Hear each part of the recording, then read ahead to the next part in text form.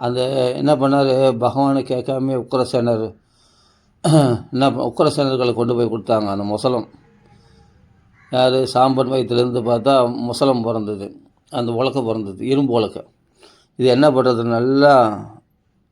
நல்லா மாவாக்கி அரைச்சி நல்லா மாவாக்கி கொண்டு போய் கடலில் காய்ச்சிடுங்க அப்படின்னு உக்கிரசேனர் சொன்னார். பகவானை கேட்கல. பகவானுடைய சம்மதம் இல்லாமல் இவங்களா என்ன பண்ணாங்க, உக்கிரசேனர்களை கேட்டு இந்த யாதவர்கள்லாம் கொண்டு போய் அந்த இரும்பு உலக்கிய பொடியாக்கி அந்த பொடியை சமுத்திரத்தில் தூவிட்டாங்க. அது சமுத்திர கரையில் அது பொருட்களாக, கோரை பொருட்களாக, இரும்பு கோரை பொருட்களாக முளைச்சிருந்துச்சு. முளைச்ச உடனே அந்த கோரை பொருட்களால் தான் ஒருத்தர் அடிச்சுட்டு யாதவர்கள்லாம் அழிந்து போகிறார்கள். முன்ன பின்ன தெரியாதவங்க போல் அந்த முசலம் தான் குலநாசனம் பண்ணிச்சு. யாதவர்கள்லாம் மதுபானம் சாப்பிட்டு தவறான வார்த்தைகள் பேசிட்டு ஒருத்தர் முன்ன பின்ன தெரியாதவங்க போல் யாதவர் ஒருத்தர் அடித்து கொண்டு மாண்டார்கள். இது எப்படி இருக்கணும், அது பின்னாடி போல் நடக்குது. ஆனால் அந்த சமயத்தில், அதாவது இங்கே பகவானை பற்றி வர்ணிக்கும் பொழுது இதர இடத்துல உத்தவரானவர் வர்ணிக்கும் போது சொல்கிறாருங்க, ஆசா முகூர்த்த ஏகஸ்மின் நான் ஆகாரேஷு யோஷிதாம் சவிதம் ஜக்ருஹே பாணின்னு அனுரூபஹஸ்வமாயா. பகவான் தன் யோகமாயினால் ஒரே சமயத்தில் 16,000 ஸ்திரீகளையும் ஒரே முகூர்த்தத்தில் திருமணம் செய்தது எப்படி? தன் யோக சக்தியினால். ஈஸ்வரனாக இல்லாத போனால் இது செய்ய சாத்தியமா? அத்தனை ரூபங்களும் எடுத்து 16,000 ரூபங்களும் எடுத்து அத்தனை பெண்களையும் நரகாசுரன் வதம் பண்ண பிறகு 16,000 ஸ்திரீகளையும் துவாரிகா கிருஷ்ணன் அவர்களை திருமணம் செய்து கொண்டான் அப்படின்னா பகவான் தானே இது போல் செய்ய முடியும். மனுஷனால் செய்ய முடியுமா? ஏதோ ஓரளவுக்கு செய்யலாம். ரிஷிகள்னால் சரி, ஒரு 50 ரூபம் எடுத்தார் சௌபரி மகரிஷி, 50 பெண்களை கல்யாணம் பண்ணினார் சொன்னார். இவர் 16,000 ஸ்திரீ. அப்போ ஒரு யோகிகளாலே செய்ய முடியும் அப்படின்னா அப்போ பகவானால் செய்ய முடியாதா? அப்போ பகவான் என்ன பண்ணால் 16,000 ரூபங்கள் எடுத்து 16,000 ஸ்திரீகளை ஒரே சமயத்தில் ஒரே முகூர்த்தத்தில் பகவான் கைப்பிடிச்சான் அப்படின்னா இதுதான் ஈஸ்வரனுடைய லீலைகள், கிருஷ்ணனுடைய லீலைகள். ஆச்சரியமாக விஷயம். அதான் சொல்கிறார், ஆசாம் முகூர்த்த ஏகஸ்மின் நானாகாரேஷு யோஷிதம் சவிதம் ஜக்ருஹே பாணின்னு அனுரூபஹஸ்வமாயா. தன் யோக சக்தினால் எதையும் சாதிக்க முடியும் பகவான். அப்படியேப்பட்ட பகவான் இதெல்லாம் உத்தவர் சொல்லிட்டு வரார். அது மட்டும் இல்லை, பகவான் தான் ஆயுதம் எடுக்காமலேயே கியான் புவோ அயம் ஷபிதோருபாரக யத்ரோண பீஷ்ம அர்ஜுன பீமமூலகி யத்ரோண பீஷ்ம அர்ஜுன பீமமூலகி அஷ்டாதச அக்ஷஹினிகோ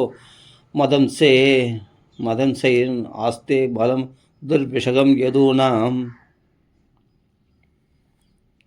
பகவான் என்ன பண்ணனா, பீமன், பீஷ்மாச்சாரியார், அர்ஜுனன், துரோணர் இவர்களை மூலமாக கொண்டு இவர்களை வைத்து பூமி பாரத்தை பகவான் குறைச்சிட்டானா. தான் ஆயுதம் எடுக்காமல் ஒரே இடத்துல குருக்ஷேத்திரத்தில் 18 அக்ஷயணி சேனைகளையும் எல்லா தேசத்து ராஜாக்களும் ஒன்றாக சேர்த்து அந்த இடத்துல வச்சு அவங்கள எல்லா ராஜாக்களையும், அசுரர்களே மனுஷ ரூபத்தில் ராஜாக்களாக இருந்ததுனால அவர்களை எல்லாம் ஒரே இடத்துல வச்சு தான் ஆயுதம் எடுக்காமலே அவர்களுக்குள்ள பகை என்ற தீயை மூட்டி இந்த பூமி பாரத்தை குறைத்து தன் காரியத்தை சாதித்து கொண்டான் கபட மனுஷனாகிய கிருஷ்ண பரமாத்மா. அதுதான் இங்கே சொல்கிறார், புவோ அயம் ஷபிதோரு பாரக. பயங்கரமான பாரம் கொண்ட இந்த பூமி பாரத்தை துரோணர், பீஷ்மர், அர்ஜுனன், பீமன் இவர்கள் மூலமாக, துரோணர், பீஷ்மர், அர்ஜுனன், பீமன் இவர்கள் மூலமாக அந்த பூமி பாரத்தை பகவான் இறக்கினார். அஷ்டாதச அக்ஷஹினிகோ மதம் சே அஸ்தி. என்னுடைய அம்சம் பொருந்தியவர்களாகியவர்கள், அஷ்டாதசனா 18 அக்ஷயணி சேனைகளை நாசமாக்கினார் குருஷேத்திர போர்த்து. அது மட்டும் இல்லை, ஆனால் இதோட திருப்தி அடையலையாம் பகவான். யாதவர்களும் பூமிக்கு பாரம், தன் குலத்தை எப்படி சம்மரிப்பது, தானே தன் குலத்தை அழிக்க முடியுமா அப்படின்னா அதுவும் முடியாது. அப்படின்னு அவர்களுக்குள்ளவே ஒருத்தர் அடிச்சுட்டா தான் முடியும். ஏன்னா பகவானுடைய பலத்தினால் பட்டிருக்கிற யாதவர்களால் உலகத்தில் யாருமே ஜெயிக்க முடியாது. அப்போ என்ன பண்ணணும், அவர்களே அவங்களுக்குள்ளே அடிச்சுட்டா தான் முடியும் அப்படின்னு பகவான் தன் குலத்தையும் சம்மரிக்க சங்கல்பம் செய்து கொண்டான் பகவான்.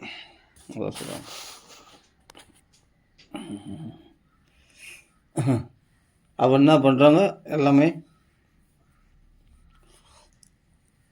அவர்களுக்குள்ளே அடித்து கொள்ளும்படி செய்தார்.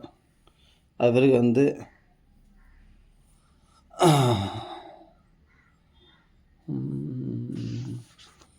பிறகு பாண்டவர்களை ராஜ்யத்தை ஸ்தாபித்து அந்த பாண்டவர்கள் வம்சத்தை விருத்தி செய்வதற்கு ஒரு வித்தை மட்டும் பகவான் விட்டு வச்சான். அஸ்திரத்தினால் பாதிக்கப்படாதபடி உத்தரை கர்ப்பத்துக்குள்ள பரிசுத்தை பகவான் காப்பாற்றினான் இல்லையா. உத்தராயாம் திருதபூரோர் வம்ச சாத்வவி மன்யுனா சவை திரௌண்ய அஸ்திர சஞ்சின்னக புனர்பகவதா திருதக. அப்போ மறுபடியும் அந்த வம்சத்தை விளங்க வைக்க ஒரு குழந்தையை பகவான் காப்பாற்றினார். இதெல்லாம் அப்படியே சொல்லிட்டு வர்றார். அதாவது எப்போ மதுபானம் சாப்பிட்டாவே கெட்ட வார்த்தைகளை பேசிட்டு அந்த யாதவர்கள்லாம் ஒருத்தர் அடிச்சுட்டு பிராமணர்கள்லாம் தானம் பண்ணாங்க. எல்லாம் பிரபாசம் எடுத்துட்டு போய் அப்புறமா பார்த்தா ஒருத்தர் அடிச்சுட்டு அந்த சமுத்திரத்தை ஸ்நானம் பண்ணி மாண்டார்கள், யாதவர்கள் அழிந்தார்கள். ஆமாம். தயா விப்ரம்சித ஜான துருக்திர் மர்ம பஸ்பர்ஷு தேசம் மைரேய தோஷேன விஷமிகிருத சேதசாம் நிம்லோச்சதீர் அவாவாசித்து வேணுனாம் இவமர்த்தனம். அதாவது மூங்கில் ஒன்றை ஒன்று உராசி எப்படி தீ மூட்டி அந்த மூங்கில் இந்த உராசினா 2 மூங்கிலும் எரிஞ்சு போயிடும், மற்ற காடே எரிஞ்சு சாம்பலாகிடுதோ அது மாதிரி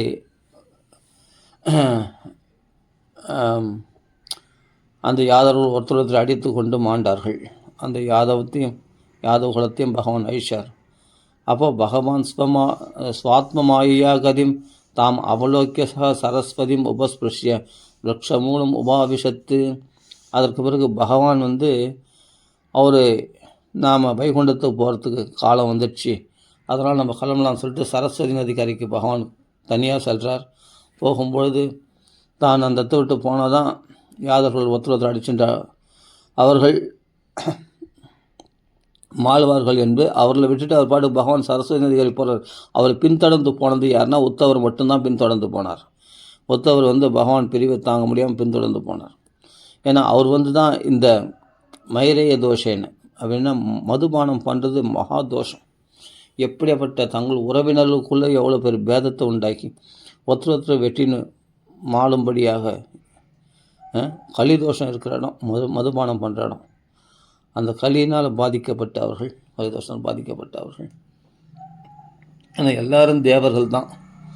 மதுபானம் பண்ணால் கொடியை கெடுக்கும் என்பதை காண்பிப்பதற்காக இந்த தேவர்கள்லாம் தாங்கள் மதுபானம் சாப்பிட்ற மாதிரி சாப்பிட்டு, ஏன்னா அவர்கள் இது சொந்த ஊர் கிடையாது, அவர்களெலாம் சொர்க்கலோகம் தான் சொந்த ஊர். அதனால் அவர்களெலாம் கிளம்புறதுக்கு இது ஒரு போகும்பொழுது உலகத்துக்கு ஒரு நல்ல பாடம் கற்பிப்போம்னு சொல்லி மதுபானம் சாப்பிட்டா குலநாசம் அப்படின்றத காண்பிச்சாங்க. மதுபானம் சாப்பிட்டு ஒருத்தர் உறவுக்குள்ளே அடித்து மாண்டாங்க. அப்போ பகவான் பின்தொடர்ந்து போன உத்தவர் பின்தொடர்ந்து போகிறார்.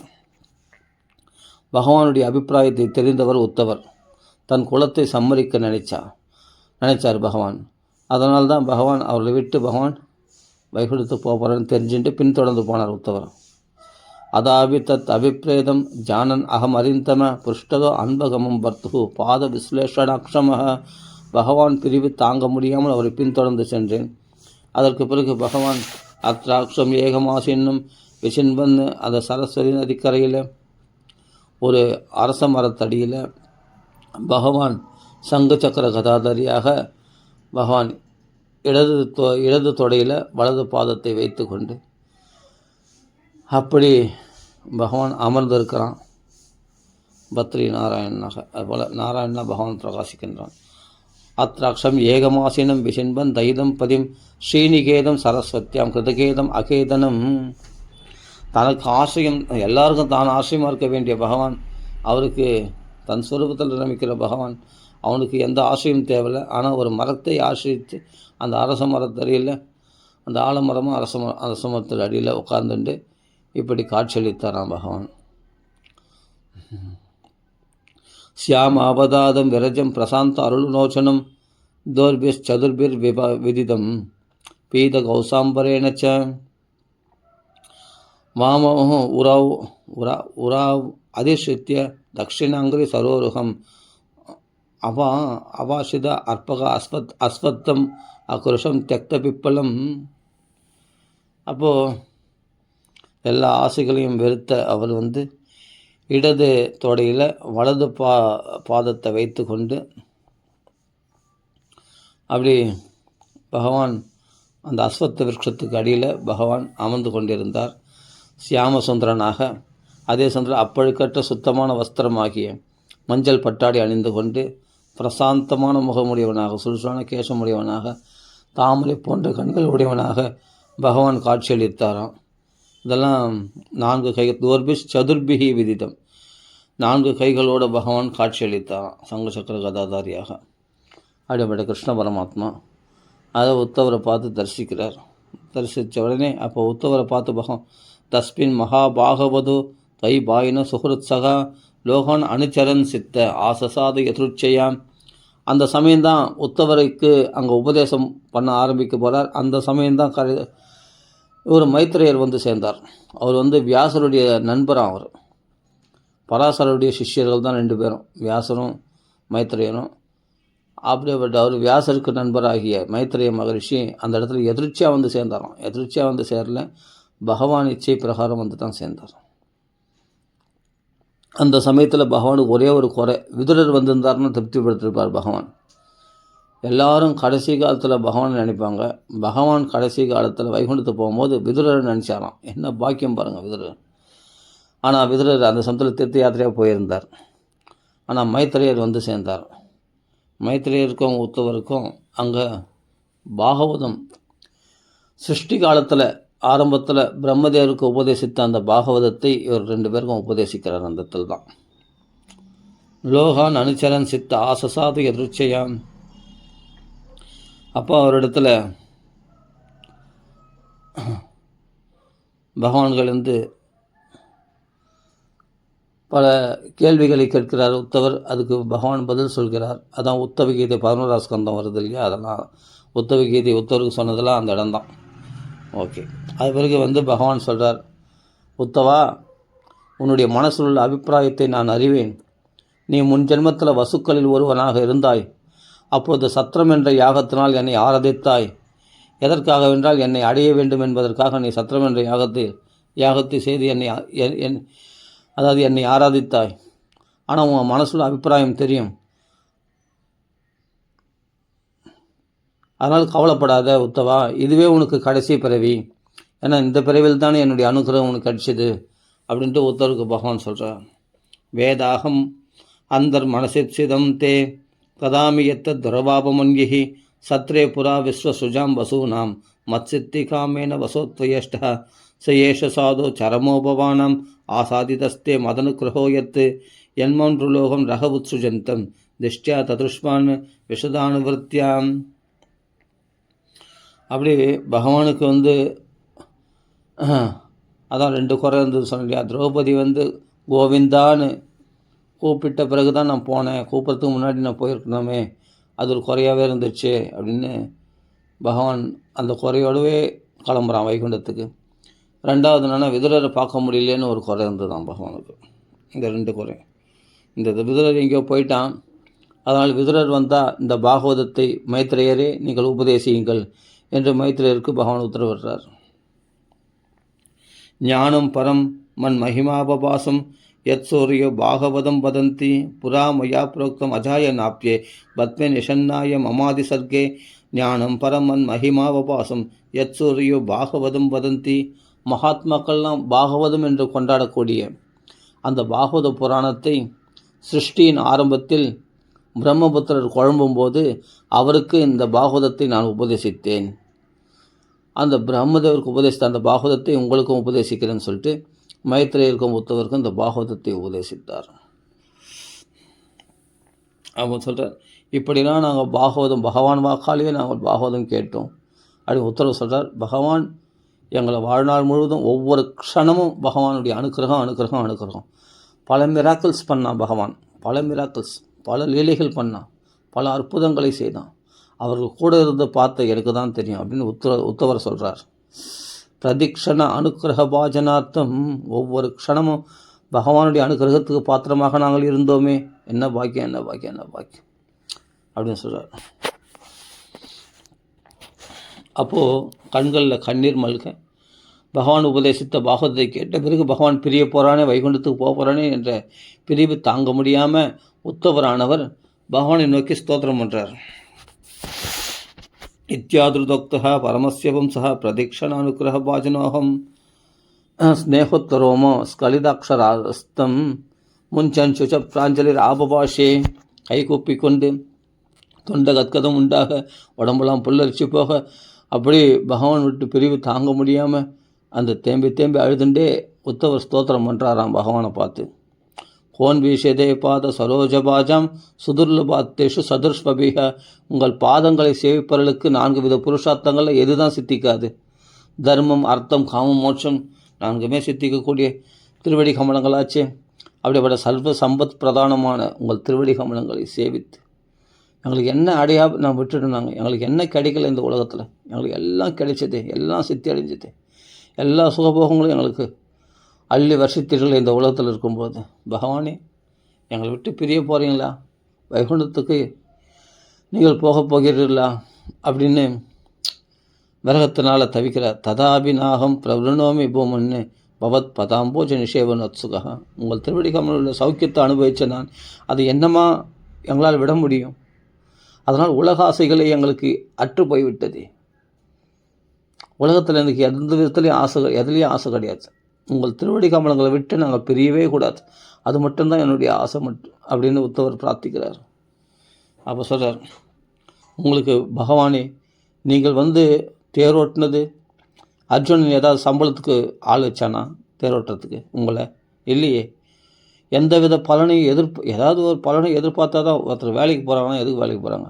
மாதமான சம்பளம் வருன்றதுக்காக தான் வேலைக்கு போகிறாங்க. ஆனால் எவனும் சம்பளம் கொடுக்காமல் ஒருத்தர் நான் சும்மா வேலை செய்கிறேன் அப்படின்னு யாருன்னா செய்வானா? ஆனால் பகவான் செய்தானா, தேரோட்டினானா, தூது சென்றானா, பாண்டவர்களுக்கு இட்ட வேலை செய்யக்கூடிய ஒரு வேலைக்காரனாக எல்லா செயல்களும் செய்தானா. ஆனால் என்ன கர்ம பல சம்யோகம், கர்ம பலனில் ஆசை இல்லாமல் செய்தானா. ஏன்னா பகவானுக்கு பலன் என்ன இருக்குது? பகவானுக்கு எதுலேயும் ஆசை இல்லாதவனாச்சு. ஆசையற்ற நீ கர்மாக்கள் எதுக்காக செய்தானா? அதுதான் பகவான். ஆசையற்றவர்கள் தான் கர்மாவை நல்லா செய்ய முடியும் அப்படின்றத காண்பிச்சான் பகவான். உலக நடைமுறைக்காக தன்னை மக்கள் எல்லாரும் பின்பற்ற வேண்டும் என்பதற்காக. அவனுக்கு என்ன ஆக வேண்டியது இருக்குது சொல்லும் போகலாம். எந்த ஆசையும் அற்ற அவன் கர்மாக்களை செய்தது ஒரு விடம்பணம் அல்லவா? பகவான் செய்த லீலைகள்லாம் பார்த்தா எந்த இல்லை அர்ஜுனனுக்கு தேரோட்டினா ஏதாவது கூலி கொடுத்து சம்பளம் கொடுக்க போகிறானா? ஒன்றுமே இல்லை.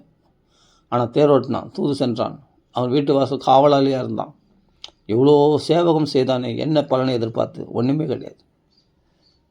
பகவான் அப்படிப்பட்ட பக்த வத்சலம், பக்தர் வாத்சல்யத்தினால் செய்யக்கூடிய பகவான்.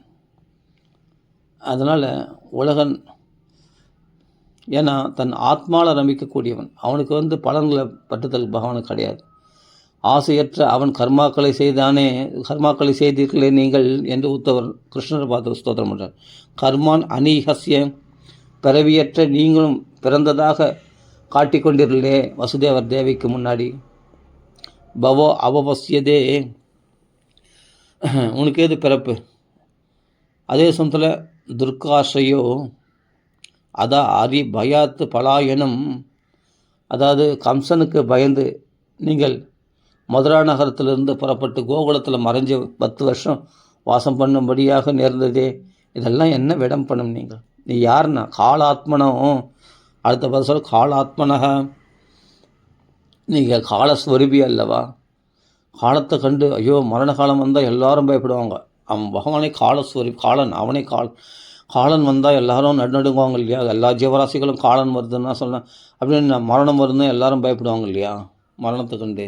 ஆனால் அப்படிப்பட்ட காலஸ்வரூபியாகவே இருக்கக்கூடிய நீங்கள் ஒரு எதிரிக்கு பயந்து, கம்சனுக்கு பயந்து நீங்கள் 10 வருஷம் கோகுலத்தில் பிருந்தாவனத்தில் மறைஞ்சு வாசம் பண்ணும்படியே நேர்ந்ததே. இது என்ன ஆச்சரியம்! இதெல்லாம் ஒரு விடம்பனம் அல்லவா?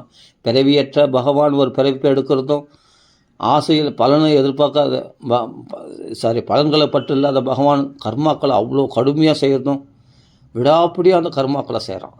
ஏன்னா ஒன்றுமே இல்லை, ஒரு பலனும் இல்லை. ஆனால் பகவான் கர்மாக்களை செய்கிறான். தேரோட்டம், தூது சென்றான். அதனால் அவனுக்கு ஆக வேண்டியது என்ன? ஒன்றுமே கிடையாது. ஆனால் பகவான் தொடர்ந்து ஓயாமல் கர்மாக்களை செய்தானே. கிருஷ்ண பரமாத்மா செய்த மாதிரி கர்மாக்களில் கால்வாசி கூட மற்ற பெரிய பெரிய மகாத்மாக்கள்லாம் கூட செய்திருக்க முடியாது. கிருஷ்ண பரமாத்மா செய்த மாதிரி இடைவிடாமல் கர்மாக்களை செய்தான். ஏதாவது ஒரு லீலைகள் பண்ணிகிட்டே இருப்பான் பகவான். அப்படி ஆசையற்ற நீ கர்மாக்களை செய்ததும், பிறவியற்ற நீ பிறவி அடைந்ததும், அதே சமயத்தில் காலஸ்வரூபியாகி நீ கம்சனுக்கு பயந்து 10 வருஷம் நீங்கள் பிருந்தாவனத்தில் வாசம் பண்ணதும், அது மட்டும் இல்லை, அந்த யவனன் காளையவனன் அப்படின்ற ஒருத்தன் திறத்தின்னு வந்தால் அவனுக்கு பயந்து நீங்கள் ஒரு குகையில் ஒளிஞ்சது, இதெல்லாம் ஒரு நாடகம் தானே பகவான். அது மட்டும் இல்லை, ஜராசந்தனுடைய சேனைகளுக்கு பயந்து நீங்கள் துர்காஷையோ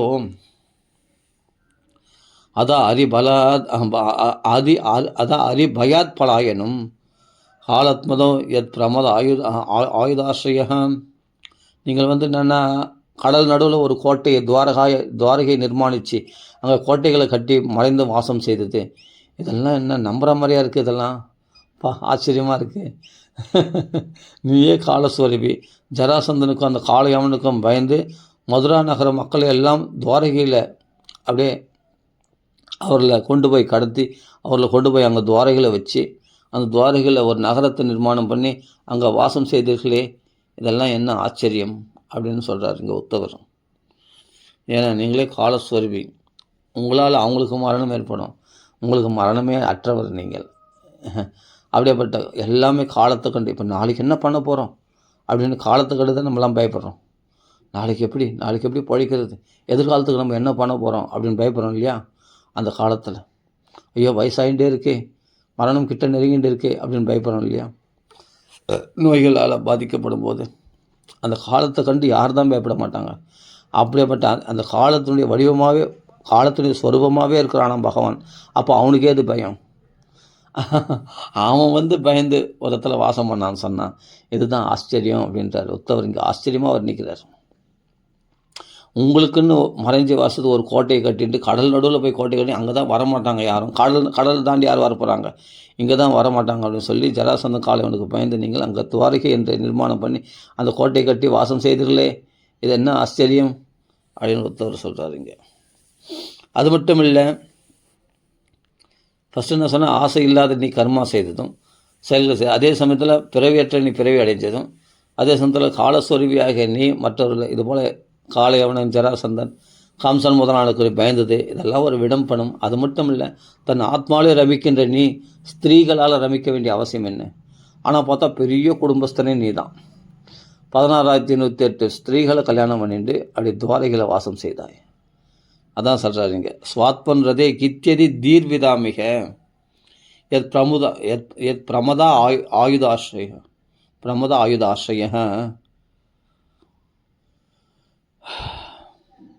காளாத்மனோ எத் பிரமத ஆயுதாஸ்ரய ஸ்வாத்பன்றதே கித்தியதி தீர்விதாமிக. அது மட்டும் ஆத்மாவில் நம்பிக்கின்ற நீ 16 மனைவிகளால் ஆக வேண்டியது என்ன இருக்குது உனக்கு? மனைவிகளிடம் ரமிக்க வேண்டிய அவசியம் என்ன உனக்கு? நீ ஆத்மாவில் ரமிக்கக்கூடியவனாச்சே பகவானே அப்படின்னு இந்த ஸ்லோகத்தில் போகிறார். அருமையான ஸ்லோகம், இது ரொம்ப பிடிக்கும். அதுதான் அருமையான ஸ்லோகம் இது. கர்மான் அநீகஸ்ய பவோ அபவஸ்யதே துர்காஷயோ அரிபயாத் பலாயனம் காலாத்மனः யத் பிரமதாயுதாஸ்ரயः ஸ்வாத்மன் ரதேஹே கித்யதி தீர்விதாமிக மந்திரேஷு மாம்பா உபஹீய யத்வம் அகுண்டிதாகண்ட சதாத்மபோதः பிருச்சே பிரபோ முக்த இவ அப்பிரமத்த ஸ்தர்ணோ பவனோ மோகயதீப தேவக. ஆஹா, அப்படியேப்பட்ட தங்கு தடையற்ற நிலையான சந்தேகமற்ற அப்படிப்பட்ட வித்யாசக்தி அந்த பெற்றவர், வித்யாசக்தி உடையவர் நீ பகவான். அப்படியேப்பட்ட ஆத்ம ஞானியாக பிரகாசிக்கக்கூடியவர் நீ பகவான். பகவானுடைய ஞானம்தான் பகவத்கீதையே இல்லையா? அப்படியேப்பட்ட மகா ஞான ஸ்வரூபியே பகவான், சர்வஜன், எல்லாம் தெரிந்தவன். அப்படியேப்பட்டவன் ஒன்றும் தெரியாதவன் போல என்னை மந்திரியாக போட்டுண்டு, உத்தவர் சொல்கிறார், என்னை மந்திரியாக போட்டுண்டு என்னிடத்துல போய் நீங்கள் ஆலோசனை கேட்டீர்களே, என் புத்தியை மோகிக்க செய்கிறது இதெல்லாம் நினைக்கும் பொழுது அப்படின்னு சொல்கிறார். நீங்களே அதான் சொல்கிறார், அகுண்டித அகண்ட சதாத்ம போதக அப்படின்றார். அப்படியேப்பட்ட தடையற்ற நிலையான சந்தேகமற்ற மகா ஞானம் பிரகாசமாக ஞான ஸ்வரூபியாக உடையவர் நீங்கள். அப்படியேப்பட்ட தடையற்ற ஞானம் உடையவர், அதே அகன்ற ஞானம் உடையவர், அதே சந்தேக விபரீதமில்லாத தெளிவான ஞானம் உடையவர் நீங்கள். அப்படியேப்பட்ட ஞான ஸ்வரூபியே நீங்கள். அப்படிப்பட்ட நீங்கள் போய் என்னிடத்தில் ஆலோசனை கேட்டீர்களே, அதான் ஆச்சரியத்துக்கு வந்தது அப்படின்றார். அதான் சொல்கிறார், மந்திரேஷு மாம்பா உபஹோய யத்வம் அகுண்டித அகண்ட சதாத்ம போதக பிரச்சே பிரபு முக்த இவா அப்பிரமத்தக. ஒன்றும் தெரியாதவர் போல் என்னிடம் நீங்கள் ஆலோசனை கேட்டீங்களே, அதுதான் சொல்கிறேன். தன்னோ மனோ மோகய தீப தேவா, அறியாதவர் போல என்னிடத்தில் கேட்டீங்களே, அதை தான் என் மனசை மோகிக்க செய்கிறது என்று சொல்கிறார். மனோ மோகய தீப தேவம் ஞானம் பரம் ஸ்வாத்மரக பிரகாசம் புரோவாச்ச கஸ்மை பகவான் சமக்ரம். தன் ஆத்ம ரகசியத்தை வெளிப்படுத்தக்கூடிய அந்த ஞானமாகிய பாகவதத்தை எனக்கு உபதேசித்தார். யார்? உத்தவர் சொல்கிறாருங்க, எனக்கு பகவான் உபதேசித்தார். தன் ஆத்மஸ்வரூபத்தை பிரகாசப்படுத்தக்கூடிய அந்த ரகசியமான ஞானமாகிய பாகவதத்தை எனக்கு உபதேசித்தார். முன்பு பிரம்மதேவருக்கு உபதேசித்த அதே பாகவதத்தை எனக்கு மைத்திரேயருக்கும் உபதேசித்தார் அப்படின்றார். ஞானம் பரம் ஸ்வாத்மரக பிரகாசம் புரோவாச்ச கஸ்மை பகவான் சமக்ரம் அவிக்ஷமம் நோ கிரகணாய பர்த்தர் வதாஞ்சசயத் ருஜனம் தரேம. எந்த பாகவதத்தை தெரிஞ்சின்றான்னா இந்த சம்சார சாகரத்தை அஞ்சசா சுலபமாக கடந்து விடுவானோ அப்படிப்பட்ட பாகவதத்தை எங்களுக்கு உபதேசித்தார் அப்படின்றார். இந்த சம்சார துக்கத்தை அஞ்சசா எத் விருஜினம் தரேம, சுலபமாக இந்த சம்சார துக்கத்தை கடந்து விடுவானோ அப்படிப்பட்ட தன் ஆத்ம ரகசியத்தை வெளிப்படுத்தக்கூடிய அந்த ஞானத்தை பாகவதத்தை எங்களுக்கு உபதேசித்தார் அப்படின்னு சொல்கிறார். இதெல்லாம் சொல்லி அதுக்கு பிறகு அந்த பகவான் தன் பாதுகைகளை என்னிடத்தில் கொடுத்து ஒப்படைச்சிட்டு பதரிகாசிரமத்துக்கு போய் நரநாராயண உபாசித்து கொண்டு இந்த பாதுகைகளை சேவித்து கொண்டு வா, இதுவே உனக்கு கடைசி பிறவி அப்படின்ட்டு உத்தவருக்கு பகவான் உத்தரவு கொடுத்து அனுப்பிச்சிட்டார். அப்போது பகவான் பிரிவை தாங்க முடியாமல் தேம்பி அழுதுண்டே பகவானை திரும்பி பார்த்துட்டு அந்த பாதுகையை கொண்டு போகிறார் பதரிகாசிரமத்துக்கு. அந்த பாதுகை கொண்டு போகும்போது தான் வழியில் இப்போ விதுரரை சந்தித்தார். இந்த விதுரத்தில் இவ்வளோ விஷயமும் சொல்கிறார் உத்தவரானவர். அப்போது உடனே தன்னுடைய யாதவ குலமெல்லாம் அழிந்ததையும் தன் உறவினர்கள்லாம் அழிந்ததையும் கேள்விப்பட்டு 18 அக்ஷணி சேனைகளில் தன் உறவினர்கள் அழிந்ததையும் யாதவர்கள்லாம் அழிந்ததையும் கேள்விப்பட்டு விதுரர் தேம்பி அழுதார். ஆனால் அழுத பிறகு தன்னுடைய சோகத்தை அவரால் எப்படி போக்கின்றார்னா, அவருக்குள்ள ஞானம் இருக்குது. விதுரரே மகா ஞானி. அந்த ஞானத்தினால் அந்த சோகத்தை போக்கிக் கொண்டார். பகவத் பக்தி, பரம பாகவதர் இல்லையா, பகவத் பக்தியினால் உண்டான ஞானத்தினால அந்த சோகத்தை போக்கிக் கொண்டாராம் விதுரர் சொல்கிறார். யுத்தவாத் உபாகர்ணிய சுகிருதம் துத்சகம் வதம், சகிக்க முடியாத அந்த வதத்தை கேட்டு, தன் உறவினருக்கு ஏற்பட்ட அந்த வதத்தை கேட்டு, ஞானே நாசம் அயத்ஷத்தா சோகம் உற்பதிதம் புதக, மகா புத்திசாலியாகிய அந்த விதுரரானவர் தன் சோகத்தை ஞானத்தினால் போக்கிக் கொண்டார். அதுக்கு பிறகு தான் விதுரர் கேட்குறார்,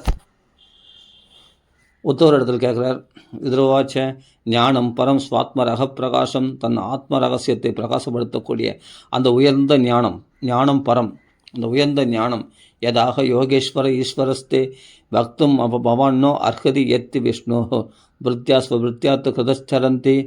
ஒரு பக்தர்களுக்கு உதவி செய்வதற்காகவே பாகவதர்கள் சஞ்சரிக்கிறீர்கள். அப்படிப்பட்ட பாகவதர்கள் நீங்கள் அப்படின்னு உத்தரவு எடுத்து பார்த்து விதுரர் சொல்கிறார்.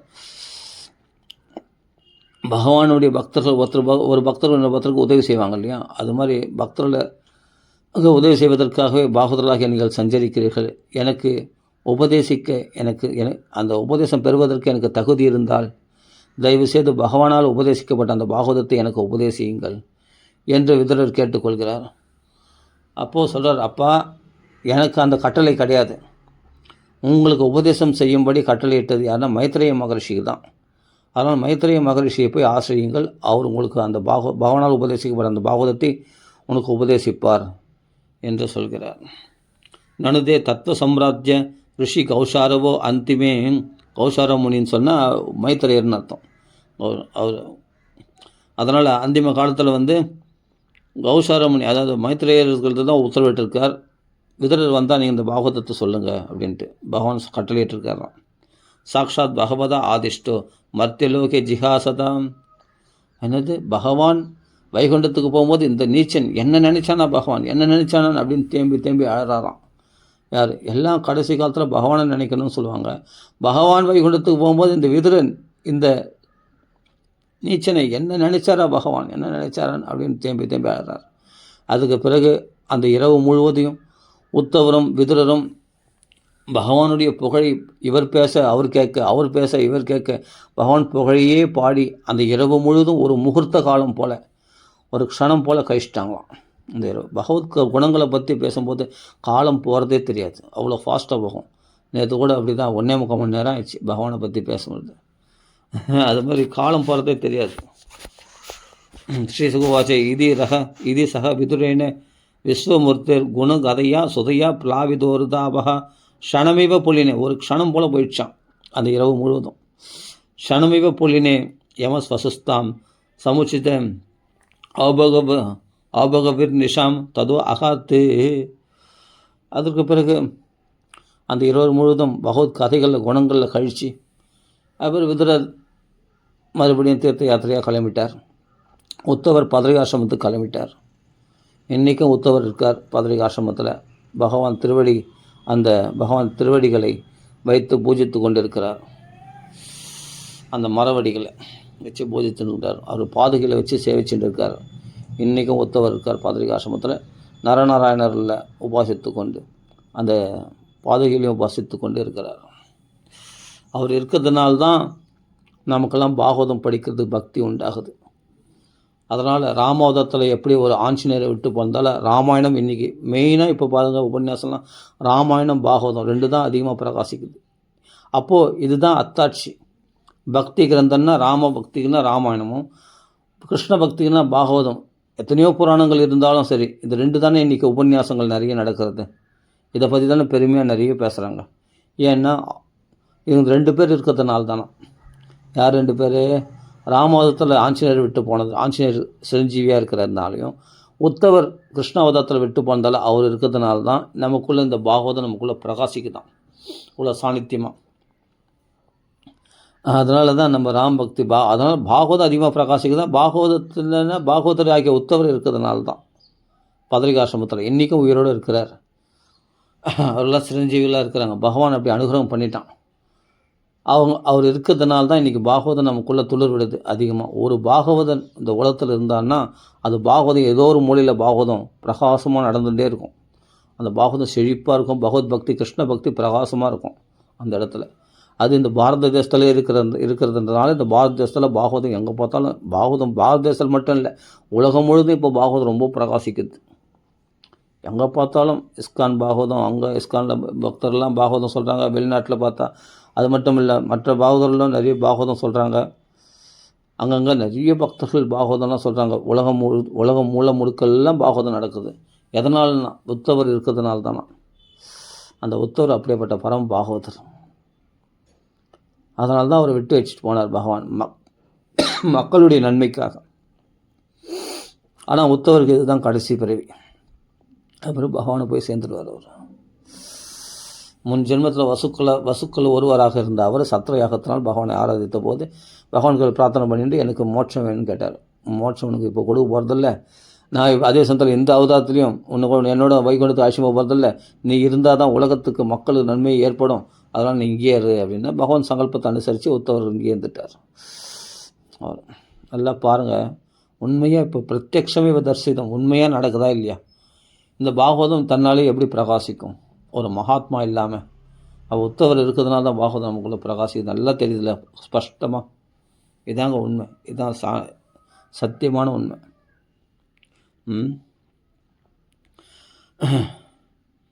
இப்படி அவர்கள் இரவு முழுவதும் அழறாங்களாம். பகவான் பிரிவை தாங்க முடியாமல் விதுரரும்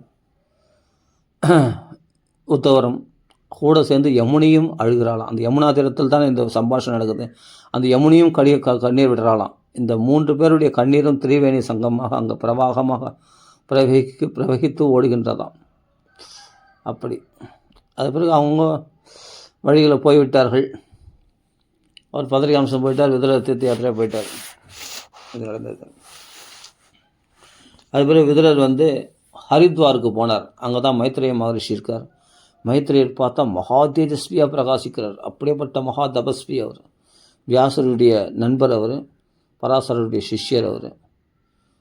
அவர் தான் பராசர வாக்கள் தான் விஷ்ணு புராணத்தை கிரகிச்சார் அவர் மைத்ரேயர். சரி, அப்படியே பல துவாரித்யுணத்யா ரிஷபக்குருணா மைத்ரேயம் ஆசீனம் அகாதபோதம் சத்தோப சுச்ச அச்சுத பாவசுத்தா பப்ரச்ச சௌசீல்ய குணாபிதிருப்தா. விதுரருக்கு ஒரு பாவம் இருந்ததான். அந்த பாவம் எதனால் நீங்குச்சுன்னா பகவானுடைய அச்சுதனுடைய தியானத்தினால அந்த பாவத்தை போக்கிக் கொண்டார். அதாவது என்ன பாவம் இருந்தது விதுரருக்கு? போய் என்ன பாவம்? மகாத்மா வச்சு அவருக்கு என்ன பாவம் இருக்க முடியும்னா, துரியோதனன் போட்ட சாப்பாடை சாப்பிட்ட அந்த தோஷம் இருந்ததான். அந்த தோஷத்தை பகவத் சிந்தனையினால் பகவத் தியானத்தினால போக்கிக் கொண்டார்.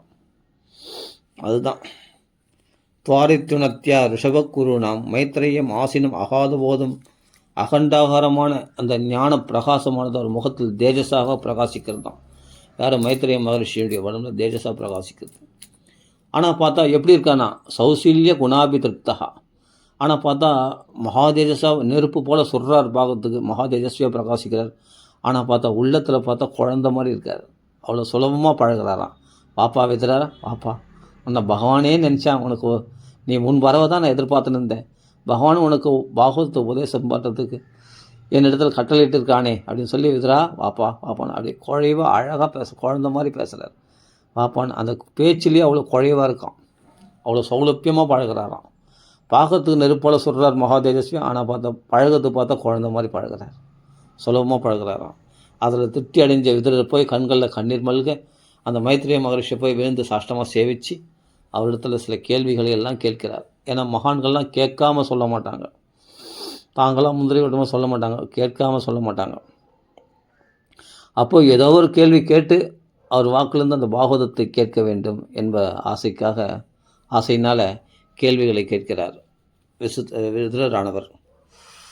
சத்தோப சுத்திய அச்சுத பாவசுத்தா பப்ரச்ச சௌசீல்ய குணாபிதிருப்தா. அவ்வளோ சௌசீல்யமான குணங்களால் திருப்தி அடைஞ்சாராம் விதுரர். அவ்வளோ சௌலபியமாக பழகிறாரு இந்த மைத்ரேய மகரிஷி அப்படின்றத, அவ்வளோ சகஜமாக பழகிறாரு அப்படின்னு பார்த்து அந்த மைத்ரேயுடைய குணங்களால் திருப்தி அடைஞ்சிட்டாராம். விதுரருக்கு யார் குருனா? மைத்ரேய மகரிஷி தான் பாகவத தர்மத்துக்கு. அப்படி குருநாதரை பார்த்த உடனே எல்லா கவலைகளையும் மறந்தாராம். தன் உறவினர்கள்லாம், இந்த கௌரவர்கள்லாம் அழிந்து போனார்கள், அந்த துக்கம் இருந்தது. அதே போல் தன் உறவினர்களாகி யாதவர்கள்லாம் அழிந்து போன துக்கத்துலேயும் அவர் கஷ்டப்பட்டு உத்தரவிடத்தில் புலம்பிட்டு இப்போ தான் வராரு. ஆனால் இவரை பார்த்த உடனே அந்த ஞான பிரகாசம் தனக்குள்ளே ஒரு குருநாதரை பார்த்த உடனே எல்லா துன்பங்களும் மறந்து போயிடும், எல்லா துன்பங்களும் பறந்து போயிடும். அவர்களுக்குள்ளே அந்த சாந்தி ஏற்படும், அந்த திருப்தி அடையும். அந்த திருப்தி ஏற்படுதான். இவர் தான் நமக்கு குரு அப்படின்னு அவரை பார்த்த உடனே தெரியும். அந்த சிஷ்யன் அந்த குருநாதரை விடவே மாட்டான். பகவானால் காட்டி கொடுக்கப்படுது தான் குருநாதர். அப்போ அந்த குரு இவர் தான் குருவாக இருக்குன்னு நம்மளுக்கு தெரியும். நம்ம யார் இடத்துல போனால் சில இடத்துல திருப்தி அடையாது. ஏன்னா உனக்கு விதி, எல்லா குருமாரெலாம் அதெல்லாம் வசதி தான்.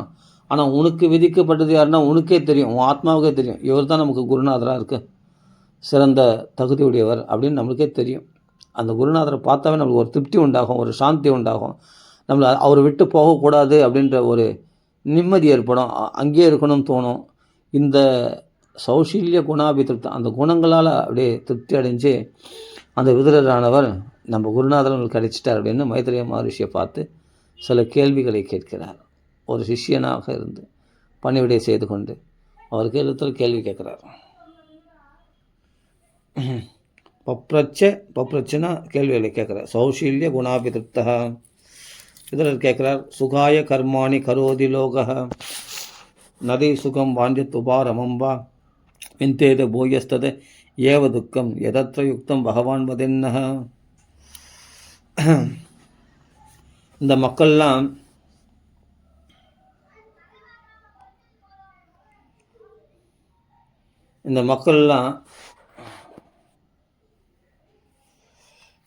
சுகத்துக்கு வேண்டி தான் லோலோன்னு அலையிறது. உலகம் முழுவதும் மக்கள் எல்லாம் சுகத்துக்கு வேண்டி தான் அலைகிறார்கள். ஆனால் சுகத்தையும் அடைஞ்ச பாடு கிடையாது. சுகத்தை தேடி ஓடுகிறார்கள் சில பேர். என்ன துக்கத்தை எப்படியா துக்கம் தீர்ந்தாலே அவங்களுக்கு திருப்தி. ஏன்னா எவ்வளோ பிரச்சனைகள் மக்களுடைய மனசில், வாழ்க்கையில் நிறைய பிரச்சனைகள். அந்த பிரச்சனை தீர்ந்தால் போதும், அதுவே அவங்களுக்கு சௌக்கியம். நாங்கள் ஆஹா ஓஹோன்னு வாழலாம் கூட, எப்பா இப்போ இருக்கிற கஷ்டத்துலேருந்து எங்களுக்கு வெளியே வந்தால் போதும்பா. இந்த கடன் பிரச்சனைகளில், நோய்களால் இவெல்லாம் பாதிக்கப்படுறோம். எங்கள் பொண்ணுக்கு பிரச்சனை, பிள்ளைக்கு பிரச்சனை, 1008 பிரச்சனைகள் இருக்கிறாங்க.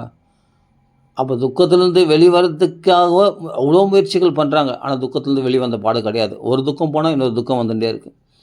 அதே மாதிரி தங்களுடைய ஆசைகளாவது பூர்த்தி அடிச்சான்னு சொன்னால், ஒரு ஆசை போனால் இன்னொரு ஆசை. அப்படி நிறைவடையாத ஆசைகள் உடையவர்களாக சுகத்தை தேடி ஓடுகிறார்கள். ஆனால் சுகத்தை அடைந்த பாடும் கிடையாது. துக்கத்தை நிவர்த்திக்காக முயற்சிக்கிறார்கள். ஆனால் துக்க நிவர்த்தி அடைந்த பாடும் கிடையாது. அதுக்கு என்ன சாமி வழி, அது எங்களுக்கு சொல்ல வேண்டும் அப்படின்ட்டு, அது துக்கத்தை போக்கிக் கொள்வதற்கு சுகத்தை அடைவதற்கு என்ன வழி அப்படின்ட்டு கேட்குறார் மைத்ரேய மகரிஷியத்தில். அது மட்டும் இல்லை, ஆனால் ஒன்று மட்டும் என் மனசில் பிடிப்படுது. கிருஷ்ண பக்தியில் தான் உண்மையான சௌக்கியம் இருக்குதுன்னு எனக்கு தோணுது. கிருஷ்ண பக்தி இல்லாமல் செய்யக்கூடிய செயல்கள் எல்லாம் அதர்மமான செயல்கள் தான். அதுதான் இங்கே சொல்கிறார். ஜனஸ்ய கிருஷ்ணாத் விமுகஸ்ய தெய்வாத் அதர்மசீலஸ்ய சுதுக்கிதஸ்ய அனுக்கிரகா ஏக சரந்தி நூனும் பூதானி பவ்யானி ஜனார்த்தனஸ்யம். ஜனார்த்தனுடைய பக்தர்களாகிய உங்கள் போன்ற பாகவதர்கள், மைத்ரேய மகர்ஷியை பார்த்து உத்தரவு சொல்கிறார், இது விதுரர் சொல்கிறார், உங்களை போன்ற பாகவதர்கள் இப்படிப்பட்ட அறியாமல் இருக்கிற ஜனங்களை கரையேற்றுவதற்காக தான் நீங்கள் பூமியில் சஞ்சரிக்கிறீர்கள். ஆனால் இந்த ஜனங்கள் எதனால் கஷ்டப்படுதுன்னா, கிருஷ்ணனை மறந்ததால்தான். கிருஷ்ணனை சந்தோஷப்படுத்தாமல் தாங்கள் சந்தோஷமாக இருக்க முடியாது என்பதை அறியாமல் இருக்கிறதுனால்தான் மக்கள் எல்லாம் என்ன பண்ணுறாங்க, கஷ்டப்படுறாங்க. அதர்மத்தை செய்தால் பின்ன அதனுடைய துன்பத்தையும் விஷம் நிறைய சாப்பிட்டுட்டு அதனுடைய பலனாக மரணத்தை அடைஞ்சு தான் தீரணும். விஷம் கலந்த உணவை சாப்பிட்டுட்டு மரணம் அடையாமல் இருக்கணும், அது எப்படி இருக்க முடியும்? அது மாதிரி அதர்மம் செய்துட்டு அதனுடைய விளைவாகிய பாவத்தின் விளைவாகிய துன்பத்தை அனுபவித்து தான் தீரணும். ஏன்னா நம்மளுக்கு இவ்வளோ வசதிகளை ஏற்படுத்தி கொடுத்த பகவானுக்கு நன்றி விசுவாசமாக பகவானுடைய சேவையில் ஈடுபடாமல் உலக விஷயங்கள் இந்த புலன் திருப்திக்காகவும் சுயநலத்துக்காகவும் இப்படிப்பட்ட பகவானை மறந்து செய்யக்கூடிய செயல்கள் எல்லாமே அதர்மமான செயல்கள் தான். இப்படிப்பட்ட அதர்மமான நடத்தையுடைய இந்த மக்கள்லாம் கரையறதுக்கு என்ன வழி சுவாமி, நீங்கள் சொல்ல வேண்டும் என்று விதுரர் கேட்கிறார். இப்போ கூட பாருங்கள், அந்த பரந்த மனசு எல்லாரும் கரையற நோக்கத்தோடு கேட்குறார். இப்போ தான் பாகவத்தை சொல்ல போகிறார் மைத்ரேய மகரிஷி. அனுக்கிரகா ஏக, அதுக்காக மக்களுடைய நன்மைக்காக சஞ்சரிக்கின்ற, அனுக்கிரகம் பண்ணுறதுக்குன்னே சஞ்சரிக்கின்ற மகாத்மாக்கள் அல்லவா நீங்கள் அப்படின்னு சொல்கிறார் விதுரர். அனுக்கிரகா ஏக சரந்தி நூனம், நிச்சயமாக அப்படின்றார். மக்கள் கஷ்டப்படுறதுக்கு காரணம் என்ன இருந்தது அவருக்கே தெரியும். இருந்தாலும் ஒரு குரு வாக்கியத்தில் கேட்டு சொல்லணும், அப்படி கேட்டு மக்களுக்கு தெரியணும் அப்படின்றதுக்காக இங்கே கேட்குறார் கேள்வியாக விதுரர். ஜனஸ்ய கிருஷ்ணாத் விமுகஸ்ய தெய்வாத் அதர்மசீலஸ்ய சுதுக்கிதஸ்ய. பகவானை மறந்ததுனால்தான் நாம் செயல்கள் எல்லாமே அதர்மங்களாக ஆகிறது. அதனால தான் துன்பத்துக்கு ஆளாகிறோம் என்று சொல்கிறார். அது மட்டும் இல்லை சுவாமி,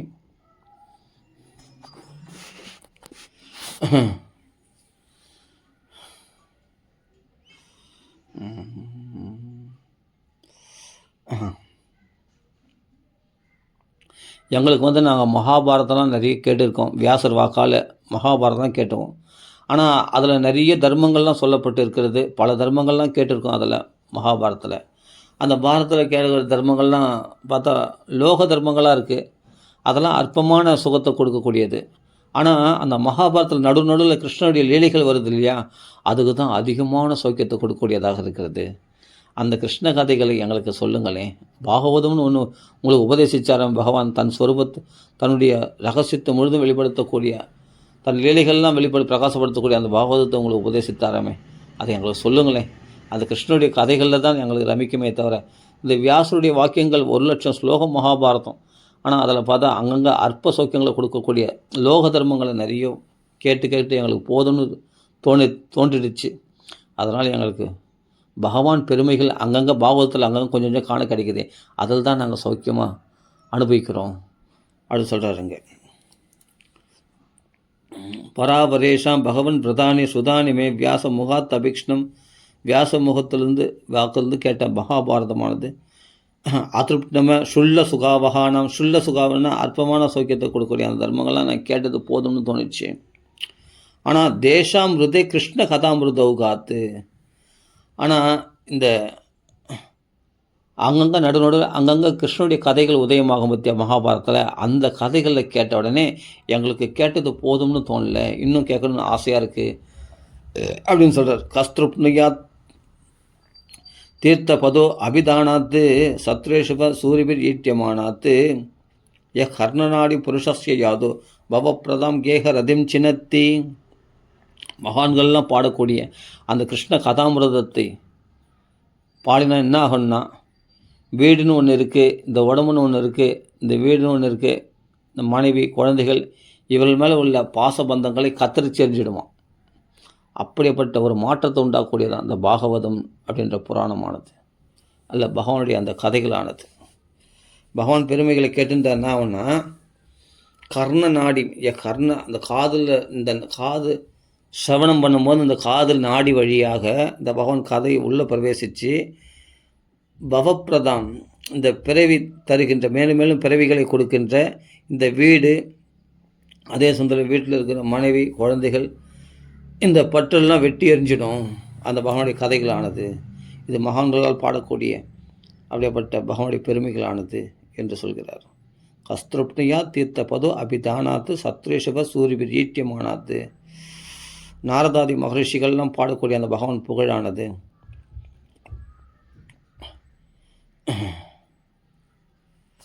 உங்கள் சமாஜங்களில் சத்ரேஷு பகன உங்களுடைய சமாஜங்களில் நாரதாதி மகரிஷிகளால் பாடக்கூடிய அந்த பகவானுடைய பெருமைகளானது காது வழியாக கேட்ட உடனே எங்கள் பட்டுகளை எல்லாம் வெட்டி எறிஞ்சிடுமே அப்படின்னு சொல்கிறார். கர்ணநாடியும் புருஷஸ்ரீயாது பவப்பிரதாம் கேகரதிம் சின்னத்திகி.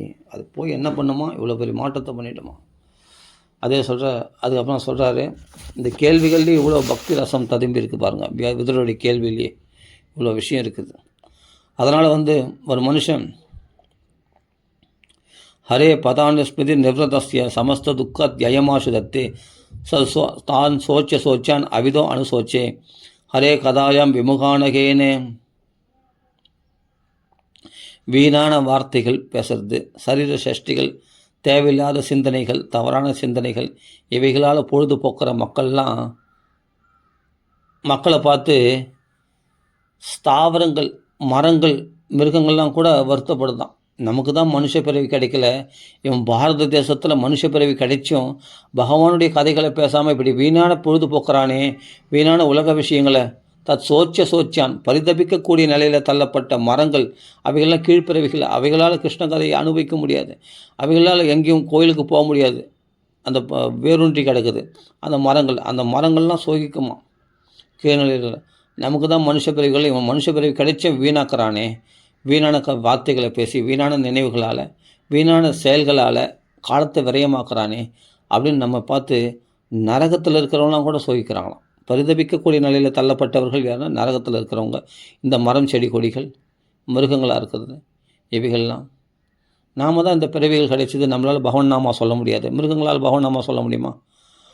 அவைகள்லாம் நம்மளை பார்த்து பரிதாபப்படுதான். இவன் பகவன் நாமா சொல்ல நாக்கு இருக்கும்போது இவன் பகவன் நாமா சொல்ல மாட்டேன்றானே, பகவத் குணங்களை பற்றி பேச மாட்டானே, பகவத் கதைகளை கேட்க மாட்டானே.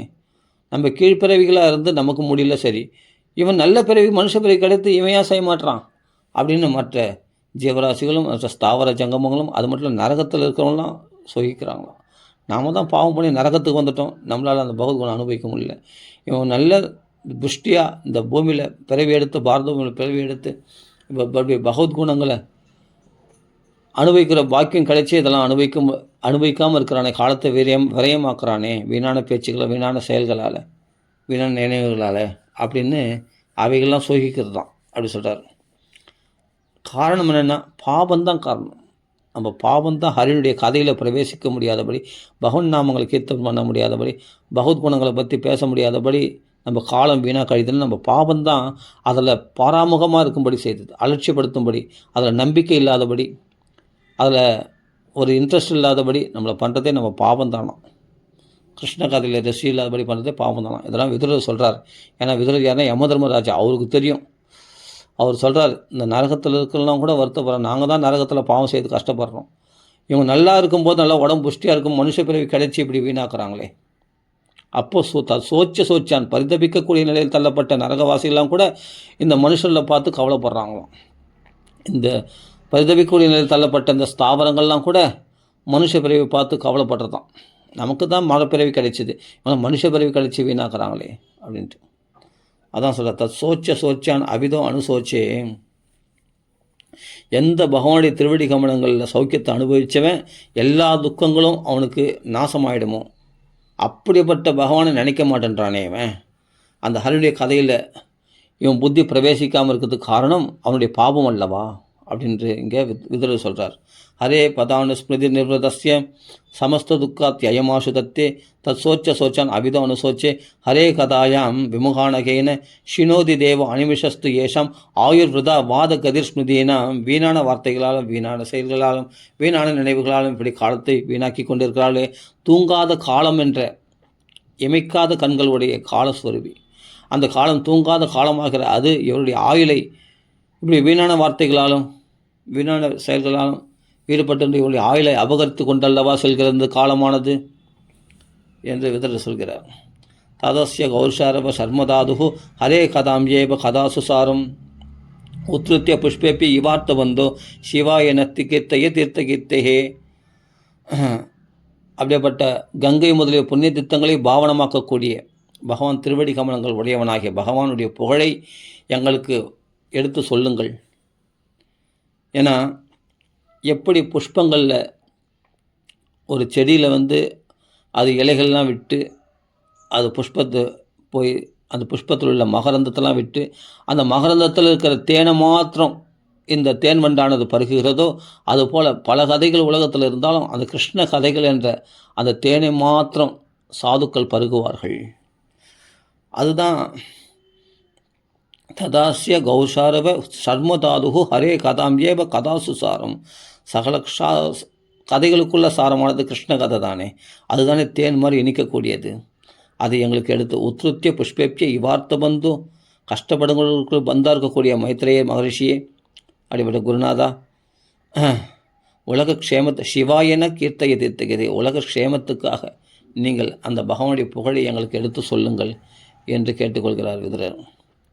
அது எப்படின்னா புஷ்பங்கள் உள்ள தேனை மாத்திரம் தேன் வண்டு படுகிற மாதிரி பாகவதர்கள் எவ்வளோ உலக கதைகள் இருந்தாலும் அந்த தேன் மாதிரி பகவானுடைய கதைகளை மாத்திரம்தான் எடுத்து பருகுவாங்களாம், வேறு எதையும் பருக மாட்டாங்களாம். அதான் சொல்கிறார். ஆனால் ஒன்று, மகாபாரதம் அப்போது 1,00,000 ஸ்லோகம் இருந்து வீணான்னு கேட்டால் வீண் கிடையாதான். அவ்வளோ கிராமிய கதைகளை, அதாவது பௌதிகமாக கதைகளை சொல்கிற மாதிரி சொல்லி, பௌதிகமான அது லோக தர்மங்களை சொல்கிற மாதிரி சொல்லி, அவர்கள் நோக்கம் என்னென்னா, வியாசருடைய நோக்கம் என்னென்னா கிருஷ்ண பக்தியில் எல்லா மக்களையும் பிரவேசிக்க செய்கிறது தான் நோக்கமாக. அந்த கிருஷ்ண தூது சென்றான் ஏற்றத்தை சொல்வதற்காகவே வந்தது மகாபாரதம். அதனால் மகாபாரதம் குறைச்சல் கிடையாது. ஆனால் அவ்வளோ தர்மங்கள் சொல்ல வேண்டிய அவசியம் இல்லை. ஏன்னா கலியுகத்துக்கு யாரும் அந்த தர்மங்களை கடைப்பிடிக்க போகிறதில்ல. அவ்வளோ சொல்லியிருக்க வேண்டாம். அதுக்கு பதிலாக பகவானுடைய குணங்களையே நிறைய சொல்லியிருக்கலாம். அதனால் லோக தர்மம் நிறைய சொன்னதுனால அந்த லோக தர்மங்கள்லாம் கேட்டு எங்களுக்கு போதும்னு தோணுச்சு, அது சலிச்சு போச்சு. ஆனால் அதுக்கு நடுவில் இருக்கிற கிருஷ்ண கதைகள் தான் எங்கள் மனசை ரமிக்கிறது அப்படின்னு விதர் சொல்கிறார். எஸ்பின் ருணாம் கிராமிய சுகானுவாதகி மதி கிரகிதன்னு ஹரே கதாயாம். ஆனால் முனிர் விவக்ஷுர் பகவத் குணானாம சகாபிதே பாரதமாக கிருஷ்ண எஸ்பின் ருணாம் கிராமிய சுகானுவாதகி மதி கிரகிதா நு ஹரே கதாயாம். ஆனால் அவ்வளோ பெரிய கதையிலையும் கடைசியில் எங்கே கொண்டு வந்து நம்ம மனசை கொண்டு வந்து நிறுத்துறாருன்னா கிருஷ்ணனை தான் முடிவு அப்படின்றதெல்லாம் கொண்டு வந்து நிறுத்துறார் வியாசர். அதான் நோக்கமே. 1,00,000 கிரந்தம் 1,00,000 கிரந்தம் படிக்கணும் அவசியம் இல்லை, அதனுடைய சாரமாக்கி கிருஷ்ணனை பிடிச்சிக்கிறது தான் நோக்கம் என்று தான் வியாசர் வலியுறுத்தியிருக்கிறார் அப்படின்றது இங்கே விதுரர் சொல்கிறார். வியாசபுத்திரர் ஆகிய விதுரர் இங்கே சொல்கிறார். சொன்ன உடனே சரி, அப்போது கிருஷ்ண கதைகள் எங்களுக்கு சொல்லுங்கன்னு சொல்லிட்டு கேட்குறாரு இல்லையா. விதுரர் வந்து. அப்போ மைத்திரேயர் சொல்கிறார், சாது பிருஷ்டம் தொயா சோதோ லோகான் சோதோ அனுகிரகணா. லோக நன்மைக்காக நீ கேட்ட கேள்விகளானது ரொம்ப நன்மையானது, ரொம்ப சாதுவானது. கீர்த்தியம் விதன்பதா லோகே ஆத்மனோ அதோக்ஷ ஆத்மனஹா. அதனால் பாகவதர்லாம் எப்படி இருப்பாங்க, கிருஷ்ண கதைகளை பேசுறது தான் ரமிப்பாங்களே தவிர உலக விஷயங்களை ரமிக்க மாட்டார்கள். அப்படிப்பட்ட சாது அல்லவா நீங்கள், அதெல்லாம் உலக நன்மைக்காக பிரார்த்திக்கிறீர்கள் என்று மைத்திரேயர் வந்து கதை கேட்குற விதரர் கொண்டாடுறார்.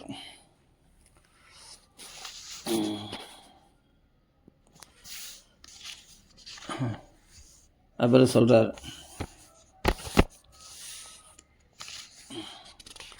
ஏகாந்தலாபம் வச்சசோனு பும்சாம் சுஸ்லோகமோ உலேர் குணவாதமாகோ.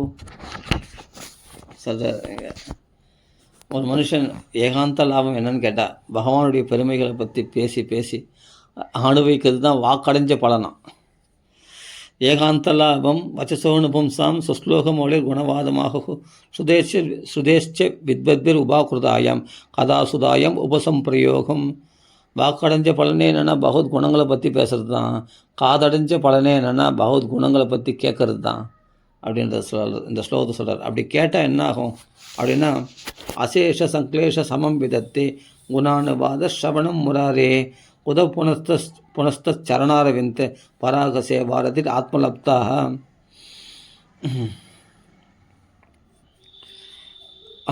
அதாவது மிச்சமில்லாமல் நம்மளுடைய கிளேசங்களை எல்லாம் போக்கடிக்கக்கூடியதான் பகவத் குணங்களை பற்றி கேட்டுகிட்டே இருந்தால் மனசு வந்து அவ்வளோ சாந்தி கிடச்சிடும்.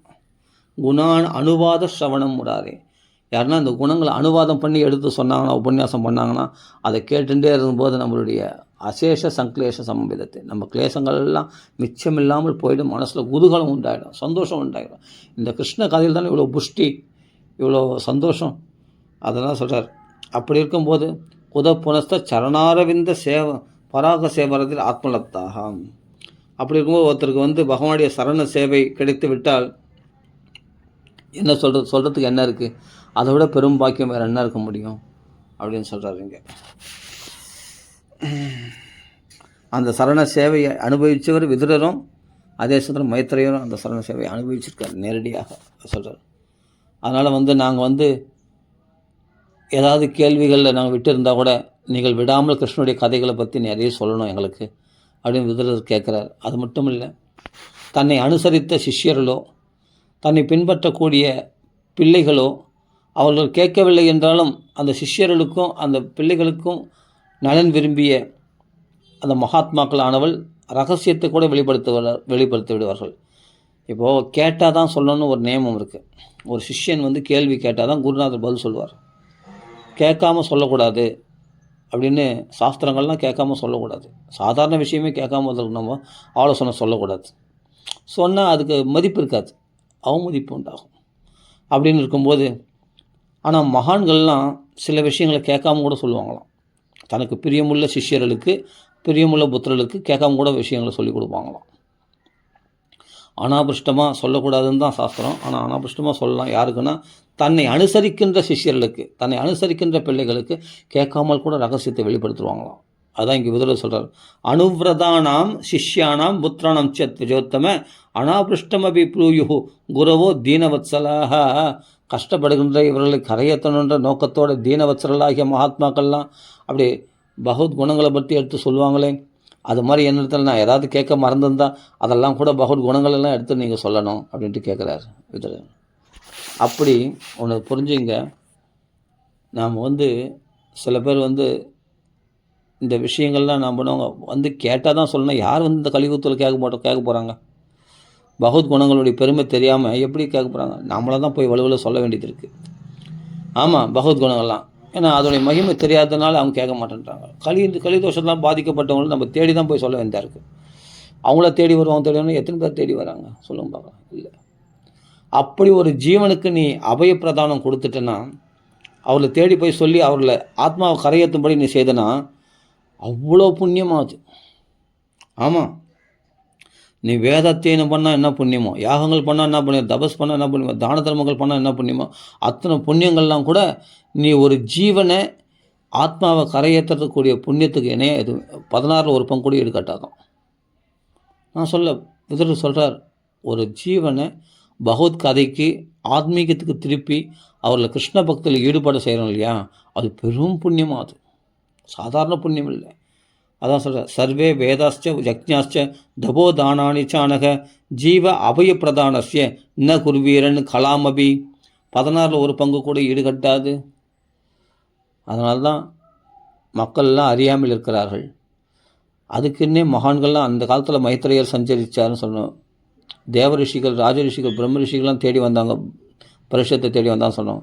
அப்படிப்பட்டவனுக்கு ஆறுதலாக இருக்கிறதுக்கு இந்த பகவத் குணங்கள் இருக்குது, பகவான் இருக்கான், கவலைப்படாதுன்னு சொல்கிறதுக்கு அன்றைக்கி மகாத்மாக்கள்லாம் நிறைய சஞ்சரித்தாங்க. இன்றைக்கி ரொம்ப குறைச்சலாக தான் இருக்காங்க மகாத்மாக்கள். அங்கங்கே மக்களை கரையேற்றத்துக்கு நாம சங்கீர்த்தனமும் கதா காலக்ஷேபம் ரொம்ப குறைச்சலாக தான் நடக்கிறது. அபய பிரதானசிய, இவரெல்லாம் அபயம் அளிக்கக்கூடியவர்கள் இந்த மகாத்மாக்கள்லாம். பிரம்மஸ்ரீ சுந்தரமா ஸ்ரீ அண்ணா, மகாராஜ் சத்குரு முரளிதாஸ் சுவாமிஜி, விட்டல்தாஸ் மகாராஜ் போன்ற மகாத்மாக்கள்லாம் இன்றைக்கி, தாமர தீட்சிதர் போன்ற மகாத்மாக்கள்லாம் இன்றைக்கும் இருக்காங்க பாகவதம் சொல்லிட்டு.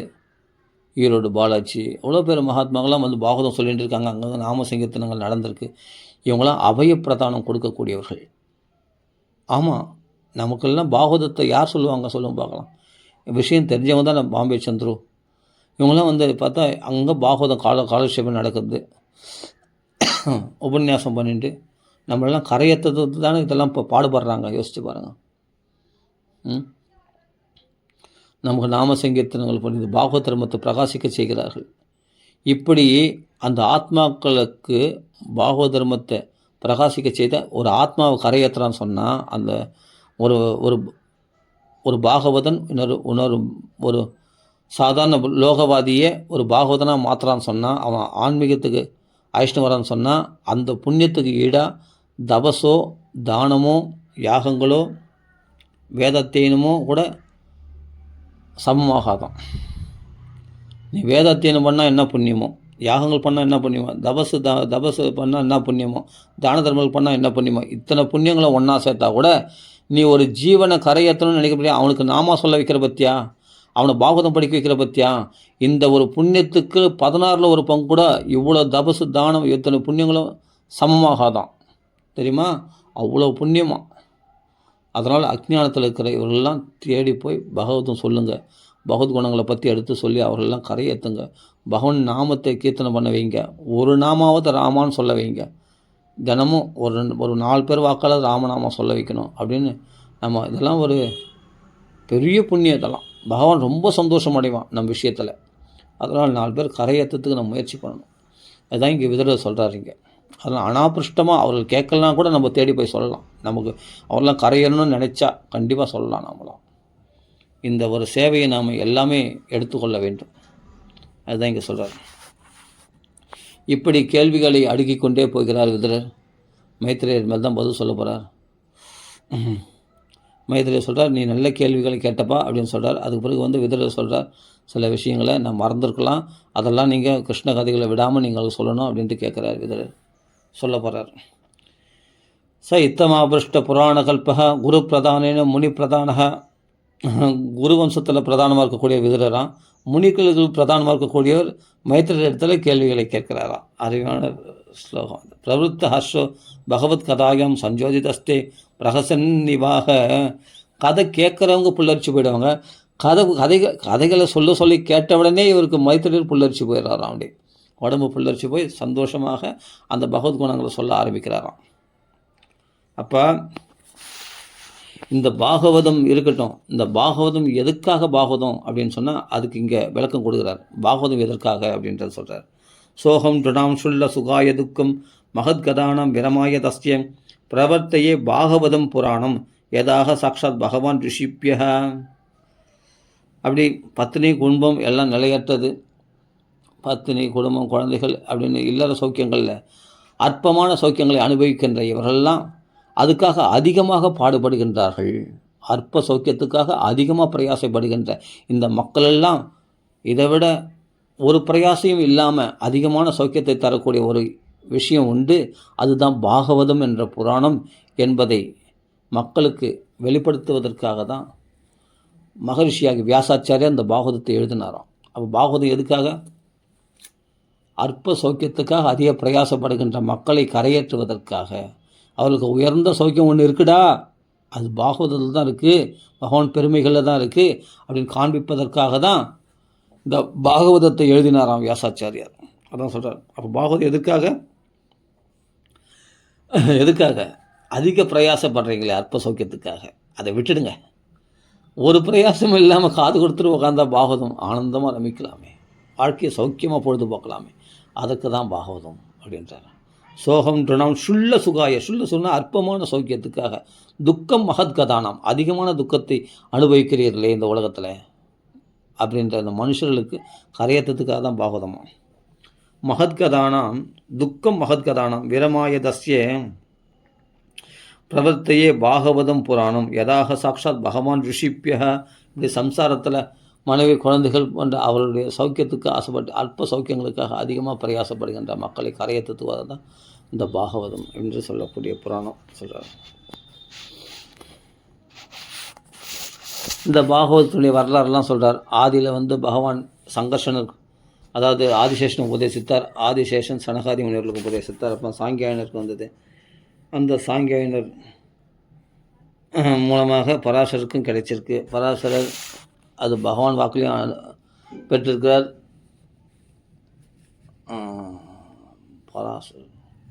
பராசரர் வாக்குலேருந்து மைத்திரேயர் பெற்றார் அப்படின்னு வருது.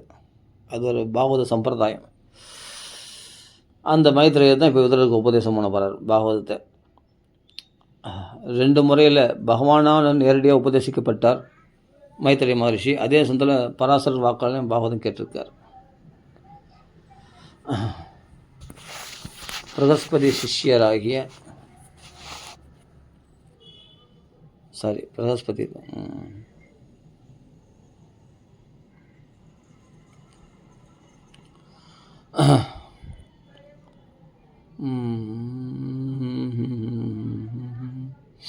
அப்படியேப்பட்ட பராசரர் வாக்குலேருந்து இந்த பாகவத்தை கிரகிச்சார் மைத்திரேய மகரிஷி.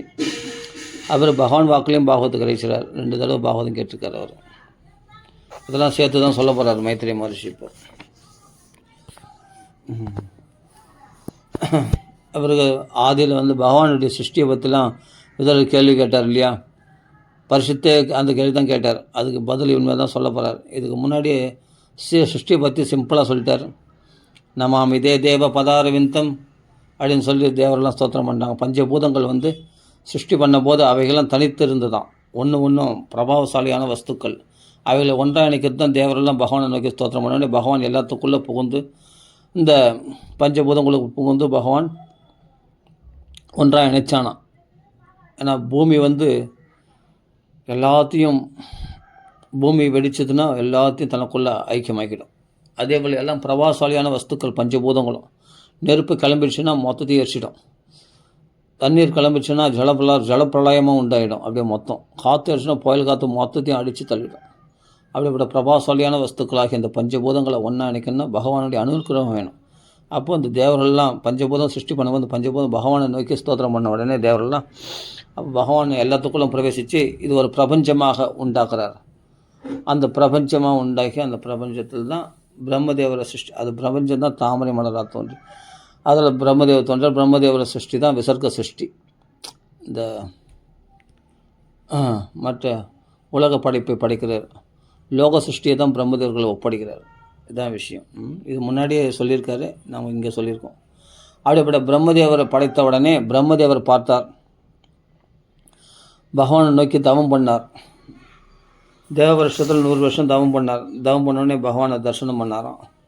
தரிசனம் பண்ணோடனே பகவானை பார்த்து ஸ்தோத்திரம் பண்ணுறார் பிரம்மதேவர். ஏது திதீய சரணாம்புஜ கோஷகந்தம் ஜிக்ரந்தி கர்ண விவரஹி சுதிவாதநீதம் பக்தியா கிரகீத சரணா பரையாச்ச தேசாம் நாபேஷி நாத ஹிருதயம் புருகாத்து ஸ்வபும்சாம். அப்படி பிரம்மதேவர் படைக்கப்பட்ட பிரம்மதேவர் பகவானை பார்த்து ஸ்தோத்திரம் பண்ணுறார். பகவானை நோக்கி தவம் பண்ணுறார். தவம் பண்ணி பகவானை பார்த்தார், தரிசனம் கொடுத்தார். பகவான் தஸ்மை ஸ்வலோகம், தன் லோகத்தை காண்பிச்சோன்னே பகவானை பார்த்து ஸ்தோத்திரம் பண்ணுறார். இந்த பிரம்மதேவ ஸ்துதி ரொம்ப விசேஷமான ஸ்துதி. 3ஆம் ஸ்கந்தத்தில் 9ஆவது அத்தியாயம். ரொம்ப அருமையான ஸ்துதி இது.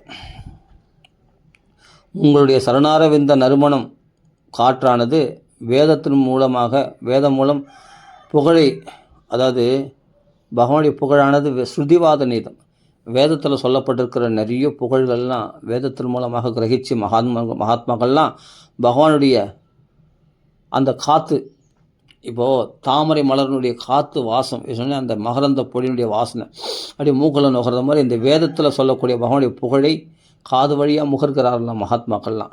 அதனால் பகவானிடத்தில் எல்லையற்ற பக்தி உண்டாகி அந்த பகவான் திருவடி கமலங்களை கெட்டியாக பிடிச்சிக்கிறாங்களாம். அதனால் அந்த ஹிருதயத்தை விட்டு பகவான் விலகிறதே கிடையாதான். அந்த பாகவதருடைய ஹிருதயத்தை விட்டு பகவான் விலகிறதே கிடையாதான்.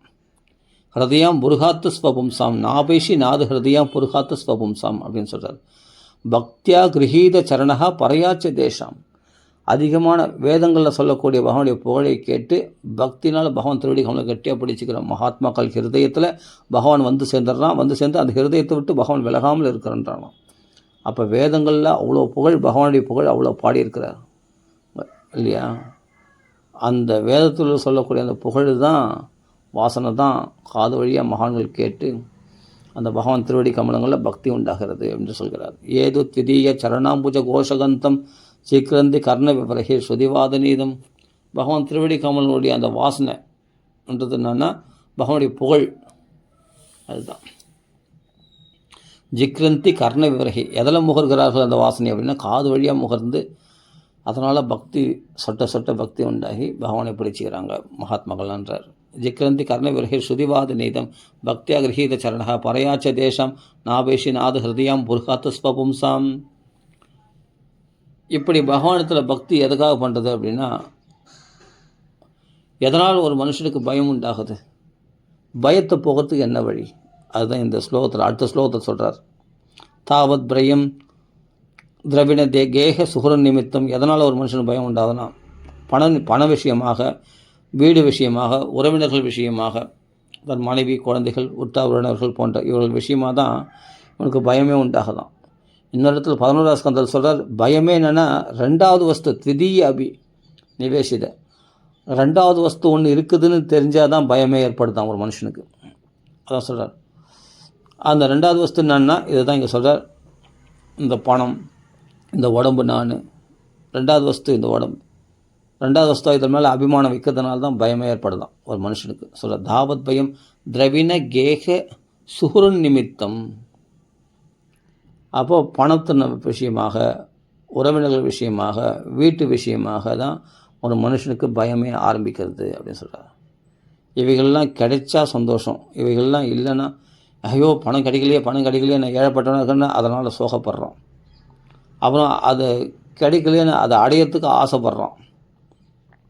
அதுக்கு பிறகு என்னன்னா அது இழந்துச்சுன்னா மறுபடியும் அதிகமான ஆசைப்படுறான், மறுபடியும் அதிகமான சோகத்துக்குள்ளாகிறான். அப்போ மீண்டும் முயற்சி பண்ணி அதிகமாக அடைய ஆசைப்படுறான். முன்ன இழந்ததோடு இப்போ அதிகமாக அடையணும் அப்படின்னு ஆசைப்படுறான். இப்படி தான் அவனுடைய வாழ்க்கையெல்லாம் பொழுதுதான் சொல்கிறார். இப்படி தான் அவனுடைய வாழ்க்கையே வீணாக பொழுது போகிறது. பல விஷயங்கள் இப்படி போய் கவலைகள் உள்ளாகிறான், துன்பப்படுறான், அதிகமான ஆசைப்படுறான், பேராசைப்படுறான். எல்லாம் என்னென்னா இந்த பண விஷயமா, வீடு விஷயமா, உறவினர்கள் விஷயமா தான் இப்படி கஷ்டப்படுறான். மக்கள்லாம் கஷ்டப்படுறாங்க அப்படின்னு பிரம்மதேவ இந்த ஸ்துதியில் சொல்கிறார். தாவத் பயம் திரவிணகேக சுகுரன் நிமித்தம் சோகஸ்பிருகா பரிபவோ விபுலஸ்ச லோபா தாவன் மமேதி அசத் அவக்கிரக ஆர்த்தி மூலம். நான், எனது அப்படின்ற மமகார அகங்காரங்களை பாராட்டி கொண்டு இந்த வஸ்துக்களில் அப்படிப்பட்ட எல்லா துன்பங்களுக்கும் மூல காரணமாக இருக்கும் ஆர்த்தி மூலம், எல்லா கஷ்டங்களுக்கும் துன்பங்களுக்கும் காரணமாக இருக்கக்கூடிய இந்த விஷயங்களில் இந்த விஷயங்களுக்கு ஈடுபட்டு இதிலிருந்து இன்றைக்கு வரையும் மீண்டது கிடையாது யாருமே. அப்போ என்றைக்கு தான் இதிலிருந்து வெளியே வர முடியும்னா, பகவான் திருவடி கமலங்களை பற்றாத வரைக்கும் இதிலிருந்து நம்ம விமோச்சனமே கிடையாதான். அதான் பிரம்மதேவர் சொல்கிறாருங்க. யாவண்ணதே அங்கிரீம் அபயம் பிரபுணீமி லோகா பிரபுணித லோகா அப்படின்றார். தாவத் பயம் பிரவிணகேக சுகரன் நிமித்தம் சோகஸ்பிருகா பரிபவோ விபுலஸ்ச லோபா தாவன் மமேதி அசத்து அவக்கிரக, அசத்தான அழியக்கூடிய அந்த விஷயங்களில் ஆசை உள்ளவனாக இருக்கிறதுனால தான் இவ்வளோ துன்பம். நான் எனதுன்ற அகங்காரம் மமகாரம் பாராட்டுறதுனால தான் இவ்வளோ துன்பங்களும் மூல காரணம். அகங்காரம் மமகாரம் தான் இவ்வளோ துன்பத்துக்கும் மூல காரணமாக இருக்கக்கூடியது. துக்கன்றது வேறு, ஆர்த்தின்றது வேறு நீங்கள் தனியாக பிரிக்கிறார். பிரம்மஸ்ரீ சுந்தரமா சுவாமி இந்த இடத்துல சொல்லும்போது அழகாக சொல்லுவார். ஆர்த்தின்றதுனா வெளியில் சொல்ல முடியாத கஷ்டங்களாம், மனசுக்குள்ளே புழுகி இருக்கிறது. துக்கன்றது வெளியே சொல்ல முடியுமா, அப்போ துக்கத்துக்கு துக்கம் வெளியே சொல்கிறதுக்கு முன்னாடியே இவன் உள்ளுக்குள்ளே புழுங்கி சாப்பிட்றானான், ஆர்த்தியை அனுபவிக்கிறானா. ஆர்த்தின்றது வெளியில் சொல்ல முடியாமல் தவிக்கிற அந்த நிலையானது ஏற்படுகிறது. அதுக்கு மூல காரணம் என்னன்னா, நான் எனதுன்ற அகங்காரம் மமகாரம் தான் காரணம் அப்படின்னு சொல்கிறார். அது எப்போ போகும் அப்படின்னா, பகவான் திருவடி கமலங்களை பட்டாத வரைக்கும் இந்த அகங்காரம் மமகாரம் நம்ம விட்டு ஒழியாது அப்படின்னு பிரம்மதேவர் இந்த ஸ்துதியில் சொல்கிறார். தாவன் மமேதி அசத் அவக்கிரக ஆர்த்தி மூலம் யாவன்னதே அங்கிரிம் அபயம் பிரவணீத லோகா அப்படின்றார். சரி, இப்படி இந்த ஸ்துதி பிரம்மதேவர் ஸ்துதி ரொம்ப விசேஷம். அதாவது பகவான் என்னென்னா ஆதிசேஷ சயனத்தில் பள்ளி கொண்டு இருக்கிறான். அதை அழகாக சொல்கிறார் இங்கே ஒரு ஸ்துதியில். ஆதிசேஷன்னா பாம்பாக இருந்தாலும் விஷம் நிறைஞ்சது இல்லையா? அது என்ன காட்டுறான் உலகத்தில்னா, நம்ம வாழ்க்கையே நிலையற்றது, அன்ஸ்டேபிளாக இருக்கக்கூடிய ஒரு தண்ணியில் போய் மிதந்து இருக்கிறார் பகவான்றதான் மிதந்திருக்கார். நாமளும் அப்படி தான். நாம் சௌக்கியங்கள்லாம் எப்படி இருக்குன்னா அன்ஸ்டேபிளாக இருக்கோம், அது ஸ்டேபிளாக இல்லை. அப்படின்னா என்ன அர்த்தம்? ஒரு திருப்பார் கடலில் பள்ளி கொண்டு இருக்கார், நீரில் பகவான். எப்படின்னா அந்தரங்கத்தில் அப்படியே அந்த நீரில் மிதந்துட்டு இருக்கார். ஆனால் பார்த்தா ஒரு ஆதாரமே இல்லை, எப்போனா மூழ்கி போகலாம் அந்த கடலில் பகவான் இல்லையா? அப்படி அதாவது பகவான் உலகத்துக்கு இது ஒரு வைராக்கியத்தை உபதேசம் பண்ணுறதுக்காக இந்த ஆதிசேஷ சயனத்தில் பள்ளி கொண்டு இருக்கிற விஷயத்தை அழகாக இங்கே வர்ணிக்கிறார் பிரம்மதேவர். நல்லா புரிஞ்சுக்கணும். ஒரு ஸ்டேபிள் இல்லாமல் ஒரு சேஷ சயனத்தில் பள்ளி கொண்டு இருக்கார். எப்படின்னா பாம்பு படுக்கையில் பாம்பு டக்குன்னு ஒரு போட்டுன்னா வருது. அது மாதிரி காலன் என்ற சர்ப்பத்துக்கு வசப்பட்ட நாம், இந்த காலன் வசத்தில் இருக்கிற நாம் ஏதோ சௌக்கியமாக இருக்கிற மாதிரி, இப்போ பகவான் எப்படி பள்ளி கொண்டு சௌக்கியமாக இருக்கிற மாதிரி, அது மாதிரி தான் நம்மளை படுத்து தூங்கின்னு இருக்கோமா, ஆனந்தத்தை அனுபவிச்சுன்னு இருக்கோமா. அன்ஸ்டேபிளான ஒரு இடம், நிலையற்ற வாழ்க்கை. அதே சமயத்தில் எப்போனாலும் பாம்பு கொத்திடும், அதாவது மரணம் எப்போனாலும் நேரத்துக்கு நமக்கு தயாராக இருக்கிறது. அதுக்கு நடுவில் ஒரு சௌக்கியத்தை அனுபவிக்கிறோம் பார்த்தியா, அதுதான் பெருமாள் பள்ளி கொண்டு இருக்கிற சௌக்கியம். இப்படி தான் மக்கள்லாம் சௌக்கியத்தை அனுபவிக்கிறாங்க அப்படின்னு சொல்லி அந்த பாம்பு படுக்கையில் பகவான் தூங்குறது. அதுக்கப்புறம் மகாலட்சுமியுடைய பாத சேவை அப்படின்னா பணத்தை நிறைய சேர்த்து வச்சுட்டு, இதில் தான் நம்மளுக்கு இந்த பணம் தான் சௌக்கியம் நமக்கு அப்படின்னு நம்பின்னு இப்படி ஏமாந்து போகிறோமே, அப்படி அதுக்கு நடுவில் ஒரு நித்திர சுகம் நம்ம அனுபவிக்கிறோமே, இதுதான் நித்தியமான உண்மையான சௌக்கியம் நினச்சின்னு ஏமாந்து போகிறோமே அப்படின்றத காண்பிக்கிறதுக்காக தான் பகவான் அந்த ஆதிசேஷ சயனத்தில் பள்ளி கொண்டு இருக்கிற ரூபமாக, அது வைராக்கியத்தை உபதேசிக்கக்கூடிய ரூபமாக அது. அப்படி சொல்கிறார் இங்கே பிரம்மதேவர். மக்களுடைய சௌக்கியம் விடப்பட்ட சௌக்கியம் தான் அப்படின்றார். யோ அவித்யா அனுபகதோ அபி தசார்த்தவருத்தியா நித்ரான் முவாக ஜடரிகிருத லோக யாத்திரா அந்தர்ஜலே அஹிகசிபுர் ஸ்பர்ஷானுகூலம் விமர்மி மாலினி ஜனஸ்ய சுகம் விவரன்மண்ணே. மக்களுடைய சௌக்கியம்லாம் எப்படி இருக்கு? நிலையற்ற ஒரு சௌக்கியத்தில் இன்னமும் இதுதான் நிரந்தர சௌக்கியம்னு நினைக்கிறாங்க. வாழ்க்கையே அன்ஸ்டேபிளாக இருக்குது, நிலையற்ற வாழ்க்கையாக இருக்குது. அதே சமயத்தில் எப்போவும் மரணம் நம்மளை நேரிடும் வாய்ப்பு உண்டு. அதுக்கு நடுவில் பணத்தை, அதாவது மகாலட்சுமி சேவையினால் அந்த பணத்தும் நம்மளுக்கு காப்பாற்றுதுன்னு நினச்சிட்டு தான் அனுபவிக்க அம்மா அதில் நிம்மதியாக தூங்குறான். தனக்குள்ளே அற்புதமான கொஞ்சம் தூக்கம் தூங்குறான் பார், நிம்மதி இல்லாத ஒரு தூக்கம். அதான் யோக நித்திரையில் பகவான் உண்மையான தூக்கம் கிடையாது, யோக நித்திரை. அதுபோல் கனவுகளால் நிம்மதி கெடுக்கப்பட்டு அப்படிப்பட்ட அற்பமான தூக்கத்தை தூங்குகிறானே, இதுதான் மக்கள் அனுபவிக்கக்கூடிய சௌக்கியம் என்பதை காண்பிக்கிறாராம் பகவான். அப்படி சொல்லியிருக்கு இந்த ஸ்லோகத்தில். அதான் சொல்கிற ஜனஸ்ய சுகம் விவரன் பண்ணு, மக்களுடைய சுகம்லாம் இப்படி தான் இருக்குது அப்படின்றார். அன்ஸ்டேபிளான நிலையற்ற வாழ்க்கையில் வாழ்ந்து கொண்டிருக்கிறார்கள் அப்படின்றது தான் பகவானுடைய அந்த ஆதிசேஷ சயனமானது என்று புரிந்து கொள்ள வேண்டும். நான் சொல்கிறது புரிதோ இல்லைன்னு தெரில, ஏதோ என்னால் முடிஞ்ச வரைக்கும் விளக்கியிருக்கேன், புரிஞ்சுங்க, அவ்வளோதான்.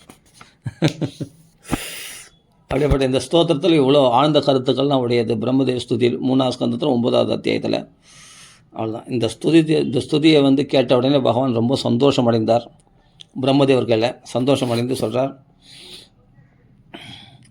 எஸ் சகத்தாங்க மத் ஸ்தோத்திரம் மத்கதாப்யுதயாங்கிதம். என்னுடைய கதைகளை பற்றி, என்னுடைய சொரூபத்தை பற்றி நீ வர்ணித்த, என்னை பற்றி ஸ்தோத்திரம் பண்ணேன், நான் ரொம்ப சந்தோஷம் அடைஞ்சிட்டேன் உன் விஷயத்தில்.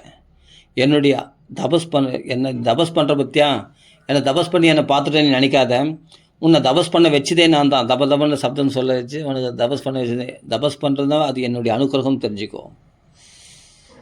நீ தபஸ்னால் தபஸ்னாவே தபிக்க செய்யக்கூடியது. அதாவது என்னென்னா, இந்த நல்லா சாப்பிட்றது, யுக்தாகார விகாரஸ்ய யுக்த சேஷ்டஸ்ய, இதெல்லாம் எல்லாத்தையும் தவிர்த்துட்டு விரதங்களை மேற்கொண்டு உபவாசம் மேற்கொண்டு அப்படி கடுமையான தபஸ் இருக்கிறது இல்லையா, அந்த உடம்பு கிருஷ்ணமாக்குற தபஸ் இருக்கு இல்லையா, அந்த தபஸ் செய்யணுன்னாவே பகவான் அனுக்கிரகம் இருந்தால் தான் அந்த தபஸில் ஒருத்தன் ஈடுபட முடியுமா. அதுதான் இங்கே சொல்கிறார், பிரம்மதேவரே நீ தபஸில் ஈடுபட்டன்னா அது என்னுடைய அனுக்கிரகத்தினால் உன்னை தபஸ் செய்யும்படி செய்து அதனுடைய பலனாக என்னையே உனக்கு தரிசனம் பண்ணி கொடுத்தேன் அப்படின்றது பகவான் இந்த ஸ்லோகத்தில் சொல்கிறார். பகவான் யத்வா தபசி தே நிஷ்டா ச ஏஷ மதனுக்கிரக, நீ தபசு நிஷ்டையில் நீ இருந்தது வந்து என்னுடைய அனுகிரகத்தினால, அவன் என்னுடைய அனுகிரகத்தினாலேயே என்னுடைய தரிசனமும் உனக்கு கிடச்சிது அப்படின்ட்டு சொல்கிறார். ஆனால் என்னுடைய அனுகிரகத்தினாலே நீ என்னை ஸ்தோத்திரமும் செய்தாய், இந்த ஸ்தோத்திரத்தினால் ரொம்ப சந்தோஷம் அடைஞ்சிட்டேன். இந்த ஸ்தோத்திரத்தை யார் வந்து ஸ்தோத்திரம் பண்ணுறாங்களோ அவர்களுக்கு எல்லா வரங்களையும் நான் வர்ஷிப்பேன் அப்படின்னு பகவான் இந்த பல்ஸ்ருதியில் சொல்கிறார். பிரீதோ அகமஸ்து பத்ரம் தே லோகானம் விஜயச்சையா யதஸ்தௌஷிர் குணமயம் நிர்குணமான வர்ணம் ஏதேன புமான் நித்தியம் ஸ்துத்வா ஸ்தோத்ரின மாம் பஜேத்து தஸ்ய ஆசு சம்பிரசிதையும் சர்வகாம வரேஸ்வரா, எல்லா ஆசைகளையும் நிறைவேற்றக்கூடிய ஈஸ்வரனாகிய நான் அவர்களுக்கு எல்லா ஆசைகளையும் நிறைவேற்றி கொடுக்கிறேன், அவருடைய எல்லா விதமான சங்கல்பத்தையும் பூர்த்தி செய்கிறேன். இந்த ஸ்தோத்திரத்தினால் என்னை யார் ஸ்துதிக்கிறாங்களோ தினமும் அவர்களுக்கு எல்லா கஷ்டங்களையும் போக்கி அவருக்கு எல்லா விதமான சங்கல்பத்திலையும் நான் பூர்த்தி பண்ணி வைக்கிறேன், அவருடைய ஆசைகளை நிறைவேற்றுறேன் அப்படின்னு பகவான் இங்கே சொல்கிறார். அப்படிப்பட்ட உயர்ந்த ஸ்தோத்திரம் இது. ஏதேனும் புமான் நித்தியம் ஸ்துத்வா ஸ்தோத்திரேன்னு மாம் பஜேத்து தஸ்ய ஆசு, சீக்கிரமாக நான் சந்தோஷம் அடைகிறேன் அப்படின்றது. தஸ்ய ஆசு சம்பிரசிதையும் சர்வகாம வரேஸ்வரா, எல்லா ஆசைகள் நிறைவேற்றக்கூடியவனாக நான் இருக்கின்றேன் என்று சொல்கிறார் பகவான். இது 9வது அத்தியாயத்தில் பூர்த்தியாகுது. அதுக்கு பிறகு டைம் ஆகிட்டே இருக்குது. ஏன்னா உங்களுக்கு புரியுதே இல்லையான்னு தெரியல, அதனால் திருப்பி சொல்ல வேண்டியதாக இருக்குது ஒரு விஷயத்தை. அப்படியே அந்த ஸ்லோகத்துக்கு அர்த்தம் அப்படி கொஞ்சம் விளக்கமாக சொல்ல வேண்டியதாக இருக்குது. ஏதோ பிரம்மஸ்ரீ சுந்தரமா சுவாமி போட்ட பிச்சை, அவருடைய அனுகிரகத்தினால் இந்த ஸ்லோகங்கள்லாம் மந்திரம் மாதிரி எடுத்து கொடுத்தார் எனக்கு. அது மூலமாக ஏதோ தெரிஞ்ச வரைக்கும் உங்களிடத்தில் விளக்கிட்டு இருக்கேன், அவ்வளோதான். அவருக்கு பிரம்மதேவர் வந்து பகவானை ஸ்தோத்திரம் பண்ணி மறைஞ்சவனே நீ சிருஷ்டியில் ஈடுபடு அப்படின்னு சொல்லிட்டு தான் பாகவதத்தை அதான் அவருக்கு கொடுத்துருக்கார் இல்லையா. அவருக்கு வந்து பிரம்மதேவர் சிருஷ்டியில் ஈடுபட செய்து பகவான் மறைஞ்சிட்டார். பிரம்மதேவர் சிருஷ்டி பண்ண தொடங்குறார். சிருஷ்டி பண்ணும்போதே ஆரம்பத்திலேயே அவர் வந்து அஜ்ஞானத்தை 5 விஷயமான அஜ்ஞானத்தை சிருஷ்டி பண்ணிட்டாராம்.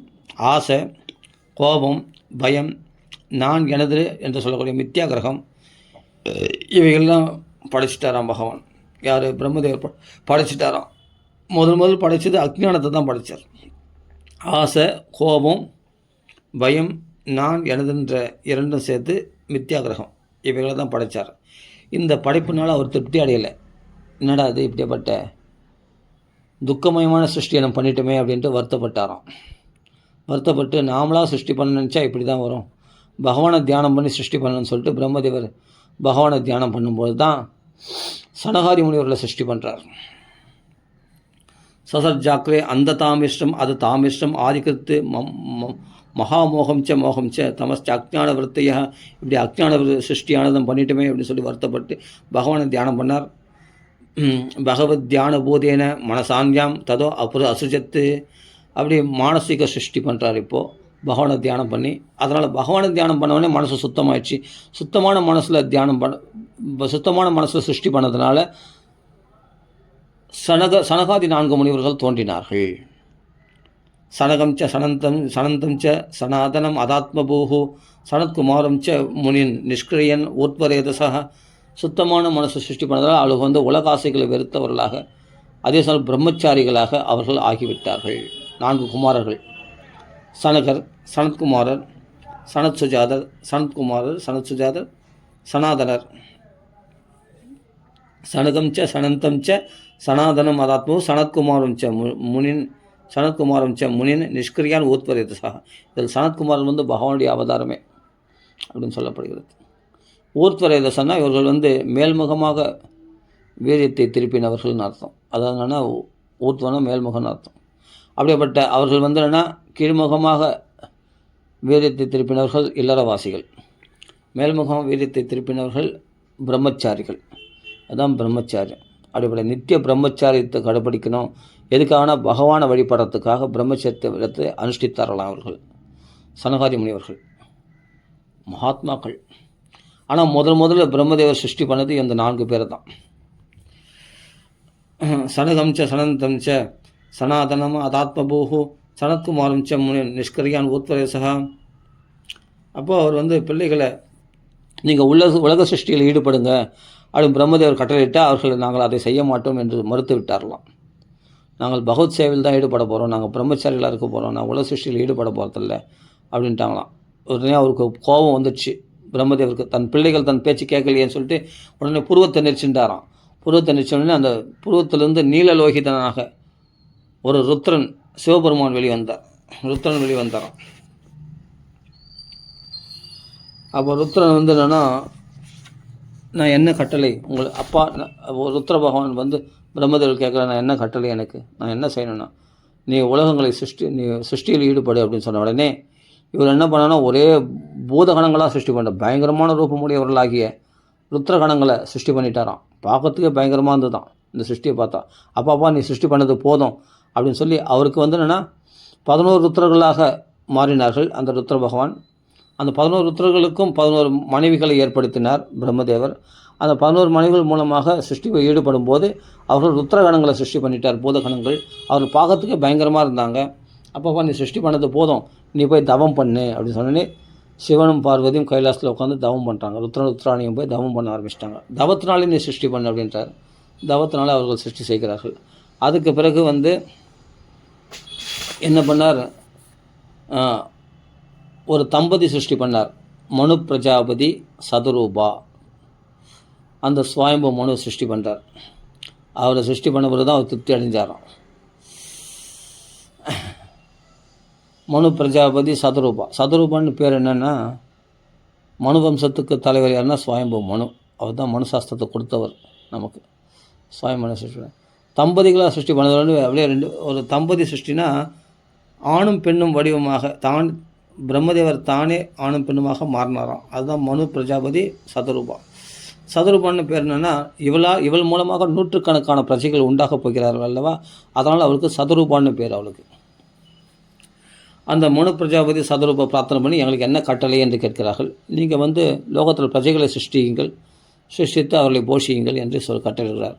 சரி, லோக சிருஷ்டி நடக்கணும்னா நாங்கள் எங்கே வச்சு ஆள்றது அவரில் அந்த மக்கள் எல்லாம் அப்படின்னா, ஏன் பூமி இருக்குது, பூமி எங்கே இருக்குது, பூமி பார்த்தா பிரளய ஜலத்தில் மூழ்கி இருக்குது. அடடா, இப்போ தான் நம்ம சிருஷ்டி ஆரம்பிச்சிருக்கோம், இந்த சமயத்தில் நம்மளுக்கு விக்னம் ஏற்பட்டு விட்டதே, இந்த பூமியானது பிரளய ஜலத்தில் மூழ்கி இருக்கிறதே, என்ன பண்ணுறதுன்னு அப்படி யோசிச்சாராம்.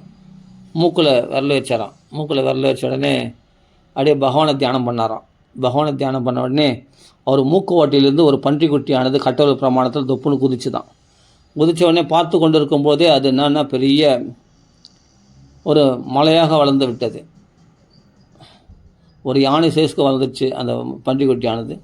அதுக்கப்புறம் பார்த்து கொண்டு போது பெரிய மலையளவுக்கு வளர்ந்து வச்சான். உடனே தேவர்கள் மற்ற எல்லாரும் மனு பிரஜாபதி சனகாதி முனிவர்லாம் பிரம்மதேவரெலாம் பார்த்து ஆச்சரியப்படுறாங்க. இது என்ன, இது பிரம்மதேவர் மூக்கோட்டையிலேருந்து வந்த இந்த பன்றிக்குட்டியானது வராகமானது இவ்வளோ பெரிய ரூம் எடுக்குது, ஆச்சரியமாக இருக்கிறதே அப்படின்னு எல்லாம் பார்த்து ஆச்சரியப்படுறாங்க. அப்போது பகவானுக்கு அர்ஜிக்கிறாராம், ஜெகத்ஜாகேந்திர சன்னிபகா அப்படின்ற.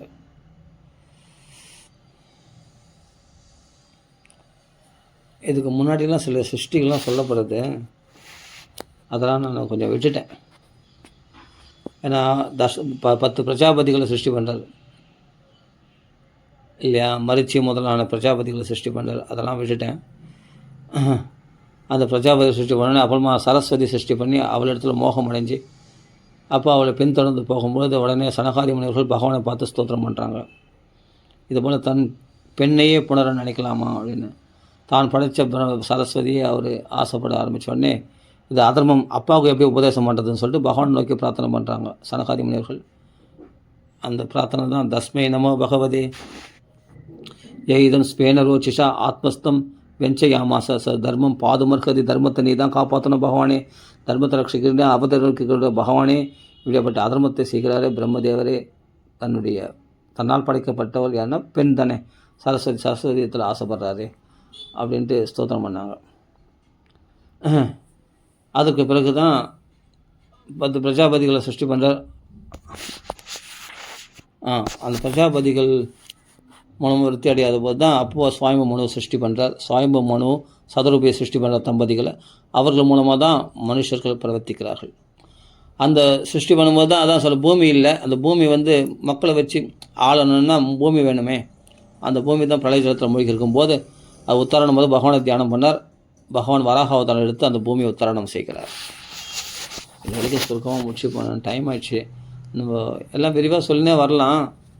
அந்த முன்னாடி மரிச்சி முதலான ரிஷிகள் சிருஷ்டிலாம் சொல்லலாம், ஆனால் டைம் ஆயிடுச்சு. சரி, ஓகே. அதெல்லாம் சுருக்கமாக சொல்லிட்டேன். அது பிறகு சுவாமி மனு சிருஷ்டி இந்த வராகாவதாரத்தை சுருக்கமாக சொல்கிறார். பகவான் என்ன பண்ணுறார்? வராகாவதாரம் எடுத்து மலை அளவுக்கு உயர்ந்துட்டார்.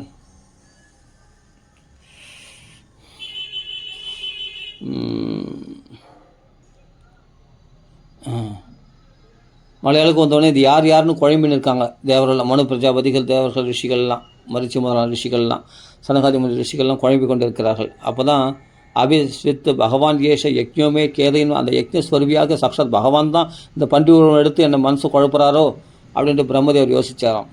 இது மீமாம்சதஸ்தஸ்ய பிரம்மணா சகசூனுபிகி பிரம்மதேவரும் அவருடைய புத்திரர்களும் இப்படி குழம்பி கொண்டு இருக்கும்பொழுது பகவான் யக்ஞ புருஷோ ஜெகஜாகேந்திர சன்னிபகா திசைகள்லாம் எதிரொலிக்கும்படியாக பகவான் ஒரு கர்ஜனை பண்ணலாம். என்ன கர்ஜனை பண்ணுறான்? நான் தான் யக்ஞ புருஷன் பகவான் என்று கர்ஜிச்சாராம். பகவான் யக்ஞ புருஷோ ஜெகஜாகேந்திர சன்னிபகா, நான் பகவான் யக்ஞ புருஷன்தான் அப்படின்னு கர்ஜிச்சாராம். அதுதான் எதிரொலிட்டுதான். அதான் இங்கே சொல்கிறார், பகவான் யக்ஞ புருஷோ ஜெகஜாகேந்திர சன்னிபகா. என்ன கர்ஜனைனா நான் தான் பகவான் யக்ஞ புருஷன் அப்படின்னு கர்ஜிச்சாராம். அதான் இங்கே எதிரொலிட்டு தான்.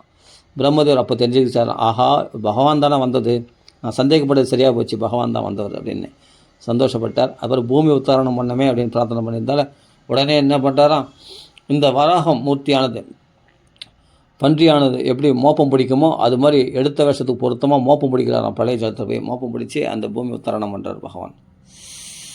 பிரம்மாணம் ஹர்ஷயாமாச ஹரிஸ்தாம்ச துஜோத்தமானி, இவர் வந்தவர் ஹரி என்று தெரிந்து கொண்டு ரொம்ப சந்தோஷப்பட்டிருந்தாராம். ஏன்னா பகவானே சொல்லிட்டான், நான் பகவான் யக்ஞ புருஷன். அந்த எதிரொலியிட்ட கேள்விப்பட்டவுடனே பிரம்மதேவர் புத்திரன்லாம் சந்தோஷம் அடைந்தாரலாம். பிரம்மாணம் ஹர்ஷயாமாச ஹரிஸ்தாம்ச துஜோத்தமானே ஸ்வகர்ஜிதேன ககுபா பிரதிஸ்வனயதா விபு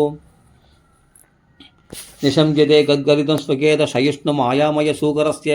அப்படி சிரமத்தை போக்கி அவருடைய கஷ்டத்தை போக்கி பிரம்மதேவருக்கு அப்புறம் கர்ஜனைகளால் அவர் உற்சாகப்படுத்தி பகவான் என்ன பண்ணுறாராம், மாயாமயனாக ஒரு வராகாவதாரம் எடுத்த பகவான் உடனே ஜனஸ்தவ சத்திய நிவாசினஸ்தே திரிபிகி பவித்ரர் முனையோ அக்ரணன்ஸ்ம.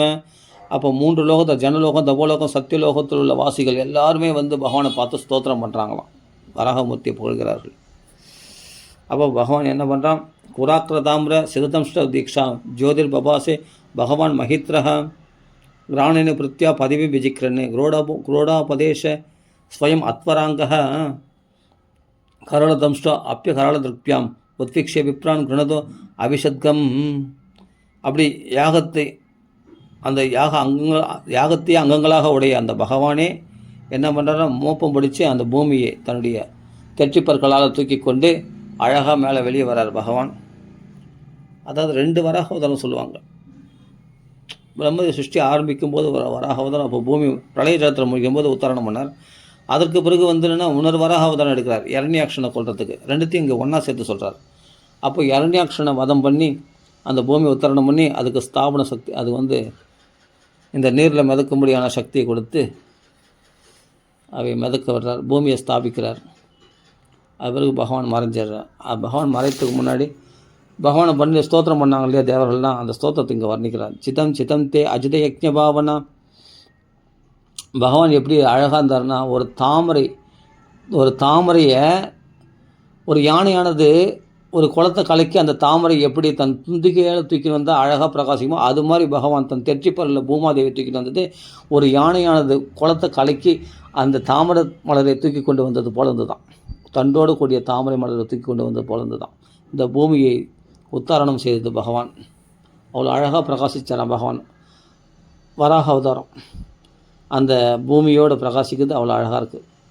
பூவராக மூர்த்தி காட்சியளிக்கின்றார். அப்போ அந்த பகவானை பார்த்து தேவரெல்லாம் ஸ்தோத்திரம் பண்ணுறாங்க. சித்தம் சித்தம் தே அஜித யக்ஞ பாவனா, உங்களுக்கு வெற்றி உண்டாகட்டும், வெற்றி உண்டாகட்டும்.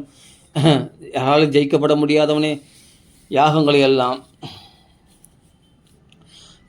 பாவனமாக்க, யாகங்களை வெற்றி செய்யக்கூடியவனே. சித்தம் சித்தம் தே அஜித யக்ஞ பாவனா திரயம் தனுஸ்வாம் பரிதுன்பதே நமக, வேதமயமான சரீரம் உடையவனே, அப்படிப்பட்ட உங்களுக்கு நமஸ்காரம்.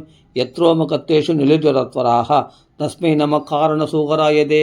இந்த ஹிரண்யாக்ஷன் பூமியை கொண்டு போய் ஒழிச்சு கொண்டது போல் இந்த யக்ஞ தேவதைகள்லாம் கூட பகவான் ரோமகூபங்களில் போய் ஒளிஞ்சிக்கிச்சான். எங்கே நம்மளையும் இந்த ஹிரண்யாக்ஷன் திருடி கொண்டு போய் விட போகிறானோ என்று பயந்து ரோமகூபங்களில் ஒளிஞ்சிச்சான் அந்த யாகங்கள்லாம், வாஜபேயம் ராஜசூய அஸ்வமேத யாகங்கள்லாம். அதான் சார் எத்ரோம கர்த்தேஷு நிலிடுரா அத்வராஸ்தஸ்மை நம்ம காரண சுகராயதே. அந்த யக்ஞத்தை சம்ரக்ஷணம் பண்ணுறதுக்குன்னே அவதாரம் பண்ண இப்படிப்பட்ட வராகவதாரம் எடுத்த அப்படிப்பட்ட பகவானே உனக்கு நமஸ்காரம் என்று தேவர்கள் தெரிவிக்கிறார்கள்.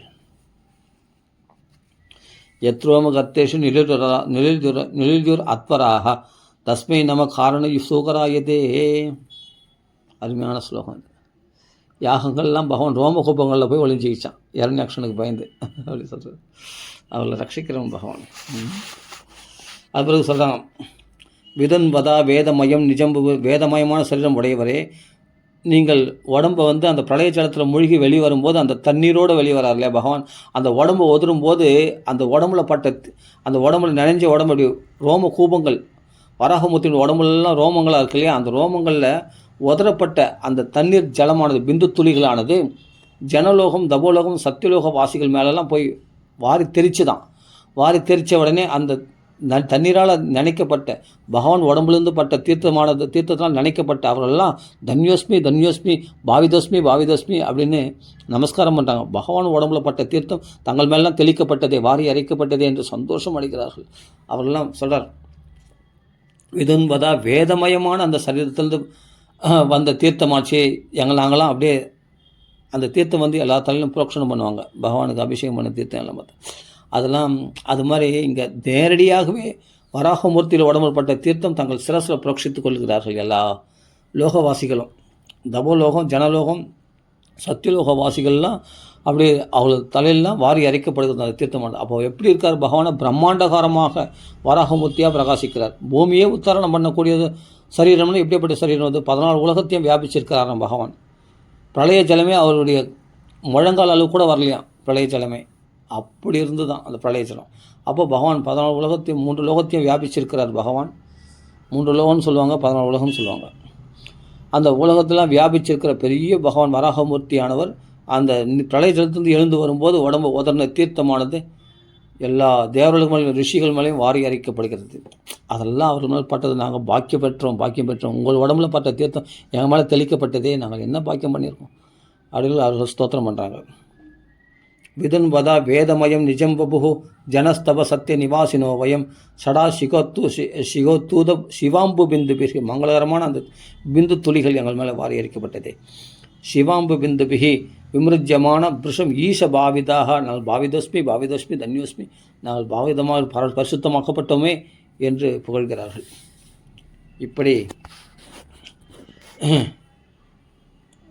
இப்படிப்பட்ட இந்த வராகவதார சரித்திரம், ஹிரண்யாக்ஷனை வதம் பண்ணி பூமியை உத்தரணம் பண்ண இந்த சரித்திரத்தை யார் கேட்குறாங்களோ அவர்கள் ஏவமேதம் ஹரிமேதசோ ஹரே கதாம் சுபத்ராம் கதனீயமாயினக. யார் அந்த ஜலத்தில் பூமியை ஸ்தாபித்து பகவான் மறைந்து விட்டார். இந்த கதையானது பரம மங்களத்தை கொடுக்கக்கூடியதான் இந்த வராகவதார சரித்திரமானது. அதான் சொல்கிறார், சுன்வந்தி பக்தியா சவையேத ஓஷதிம் ஜனாத்வனாஸ்யாசு ஹிருதி பிரசீததி.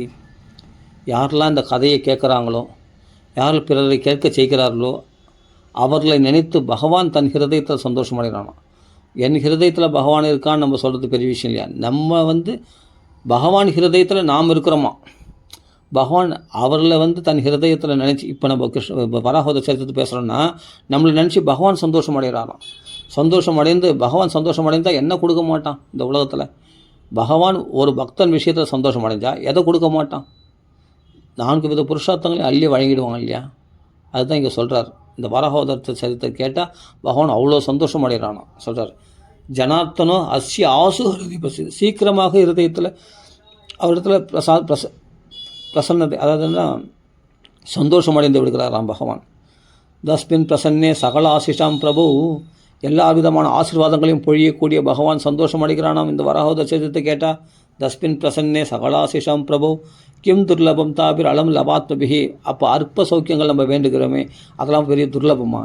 அது ஒரு பெரிய துர்லபம் கிடையாது, ஈஸியாக கிடச்சிடும். அதெல்லாம் நம்மளாம் அற்ப சௌக்கியங்கள்லாம் பிரார்த்தனை பண்ணுறோமே, அதெல்லாம் ஈஸியாக கிடச்சிடும். பகவானே சந்தோஷம் பண்ண, மோட்சத்தை அருளக்கூடிய பகவானுக்கு அல்ப சௌக்கியங்கள் நம்மளுக்கு வேண்டாம், அல்ப சௌக்கியங்கள் பிரார்த்தனை பண்ண வேண்டாம், அதெல்லாம் ஈஸியாக கிடச்சிடும். அதுக்காக வேண்டி பகவானை பக்தியோட வராகமூர்த்தியை வழிபட வேண்டிய அவசியம் இல்லை அப்படின்றாருங்க. தஸ்மின் பிரசன்னே சகலாசிஷம் பிரபு கிம் துர்லபம் தாபிர் அலம் லபாத்மபிஹி. இந்த உலகத்தை பகவான் சந்தோஷம் அடைஞ்சானா இந்த உலகத்தில் எது துர்லபம் சொல்ல பார்க்கலாம். எல்லா விதமான ஆசைகளையும் நிறைவேற்றி வைக்கக்கூடிய பகவான் சந்தோஷம் அடைஞ்சா எது கிடைக்காது நமக்கு இந்த உலகத்தில் அப்படின்றார். அனன்ய திருஷ்டியா பஜதாம் குஹாஷயா ஸ்வயம் விதத்தே ஸ்வகதிம் பராம். அப்படிப்பட்ட அனன்ய பக்தியோடு பண்ணுறவங்களுக்கு தன்னையே பகவான் அந்த பகவானுக்கு தன் பக்தனுக்கு ஒப்படைச்சக்கூடிய அந்த பகவானுக்கு அதுதான் பிரார்த்தனை பண்ணமே தவிர, பகவானத்தில் எல்லையற்ற பக்தியை தான் பிரார்த்தனை பண்ணவே தவிர அல்ப விஷயங்களை பிரார்த்தனை பண்ணக்கூடாது அப்படின்றாருங்க. அனன்யமாக பக்தி பண்ணுறவங்களுக்கு தன்னையே கொடுத்துருவான் அந்த பக்தனுக்கு பகவான். சொல்கிறார், ஸ்வயம் விதத்தே ஸ்வகதிம் பரப்பராம, தன்னுடைய மோட்சத்தையும் அருளுவானே அந்த பகவான். கோணாமலோகே புருஷார்த்த சாரவித்து புராகதானாம் பகவத் கதாசுதம் ஆபிய கர்ணாஞ்சலிவில் பபா அபஹாம் அஹோ விரஜ்ஜேத வினா நரேதரம். மனுஷனாக பிறந்து மிருக சௌக்கியங்களை மட்டுமே பெருசாக வைத்துக்கொண்டு மனுஷனுடைய தன்மையாகிய பகவான் அடையத்தை நோக்கமாக கொள்ளாத அப்படிப்பட்ட மனுஷ மிருகங்கள் தான் இந்த வராகவதத்தை சரித்திரத்தை கேட்கறதுக்கு வெறுப்பாங்களே தவிர மற்றவர்கள் யாரும் வெறுக்க மாட்டாங்க. நரேதரம்ன்ற மனுஷனாக பிறந்தும் மனுஷ ஜென்மா கரையை தீக்காமல் பகவத் பக்தி ஈடுபடாமல் மிருக வாழ்க்கையை வாழக்கூடியவர்கள் தான் இந்த கிருஷ்ண கதையை வெறுப்பாங்களே தவிர வராக சரித்திரத்தை வெறுப்பாங்களே தவிர மற்றவர்களுக்கு எல்லாருக்கும் இந்த வராகோத சரித்திரம் ரொம்ப ரொம்ப பிடிக்கும் அப்படின்றாருங்க. ஹோனாமே லோக புருஷார்த்த சாரவித்து, புருஷார்த்தத்தில் சாரமானதான் இந்த பகவத் கதையை கேட்கறது சொல்கிறார். புரா கதானம், முன்னாடி சொல்லப்பட்ட இந்த கதையானது பகவத் கதாசுதாம் ஆபிய கர்ணாஞ்சலியும் பவா அபகாம் அபோகோ, பிறவிப்பிணியை போக்கக்கூடியது, பிறவி பிரவாகத்துக்கு முற்றுப்புள்ளி வைக்கக்கூடியது, மோட்சத்தையே அருளக்கூடியது. அப்படியேப்பட்ட இந்த சரித்திரத்தை யார் தான் கேட்காம இருப்பா அப்படின்னா யார் கேட்க மாட்டானோ. தன்னை நரகத்தில் தள்ளி கொள்ள விரும்புபவர்கள், மிருக சௌக்கியங்களை மனுஷனாக பிறந்து மிருக வாழ்க்கையை வாழப்படுபவர்கள் தான் இதை வெறுப்பார்கள், இந்த சரித்திரத்தை கேட்க மாட்டார்கள் என்று சொல்கிறாருங்க. ஆபிய கர்ண அஞ்சலிவில் அபவா அபகாம், காது என்ற தொன்னைகளால் இந்த கதைகளை நிரப்பிக் கொள்வார்கள் பக்தர்கள் எல்லாம். ஆனால் மனுஷனாக பிறந்த மிருகங்களாக வாழக்கூடியவர்கள் தான் இது ஏற்றுக்கொள்ள மாட்டார்கள் என்று சொல்கிறார்.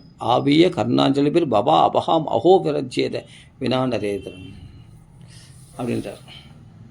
பக்தர்கள்லாம் கேட்டு கேட்டு ஆனந்தப்பட்டு என்ன பண்ணுறாங்கன்னா தங்கள் பிறவி கடலை சுலபமாக கடந்து விடுகிறார்கள், மோட்சத்தை அடைந்து விடுகிறார்கள், பகவானை அடைந்து விடுகிறார்கள் சொல்கிறார்.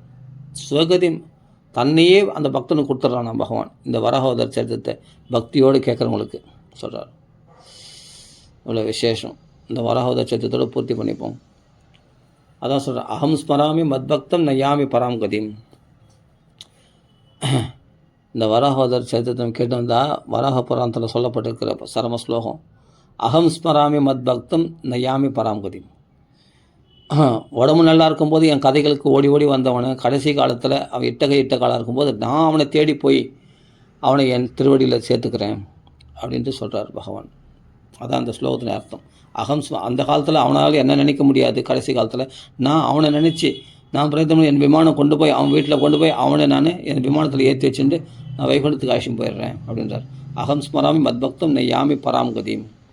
அப்படி நான் செயலன்னு சொன்னால் எனக்கே பரகதி கிடையாது, ந யாமி பராம் கதியும் எனக்கு அப்படின்றார். அகம் அப்படின்றார். அப்படி நான் செயலன்றது பகவான் வாக்கு கொடுக்குறான், கேரண்டி கொடுக்குறான். அகம் ஸ்மராமி மத்பக்தம் ந யாமி பராம் கதியும் அப்படின்றார். சரி, இதோட பூர்த்தி பண்ணுவோம். இது சுருக்கமாக சொன்ன வராகோதர் கதை தான். இன்னும் விஸ்தாரமாக சொல்ல போகிறாரு, அதெல்லாம் நம்ம அடுத்த பகுதியில் பார்க்கலாம். ராம ராம சீதாபதி ராம ராம ராம ராம ஸ்ரீமத் பாகவத பகவான் கி ஜெய். ராம ராம ராம ராம ராம ராம ராம ராம जय जानीकांत स्मरण जय जय राम राम राम राम श्री राम नाम से जानशी स्वामी की जय, सारा साधु मंडल की जय। राम राम राम राम राम राम राम राम।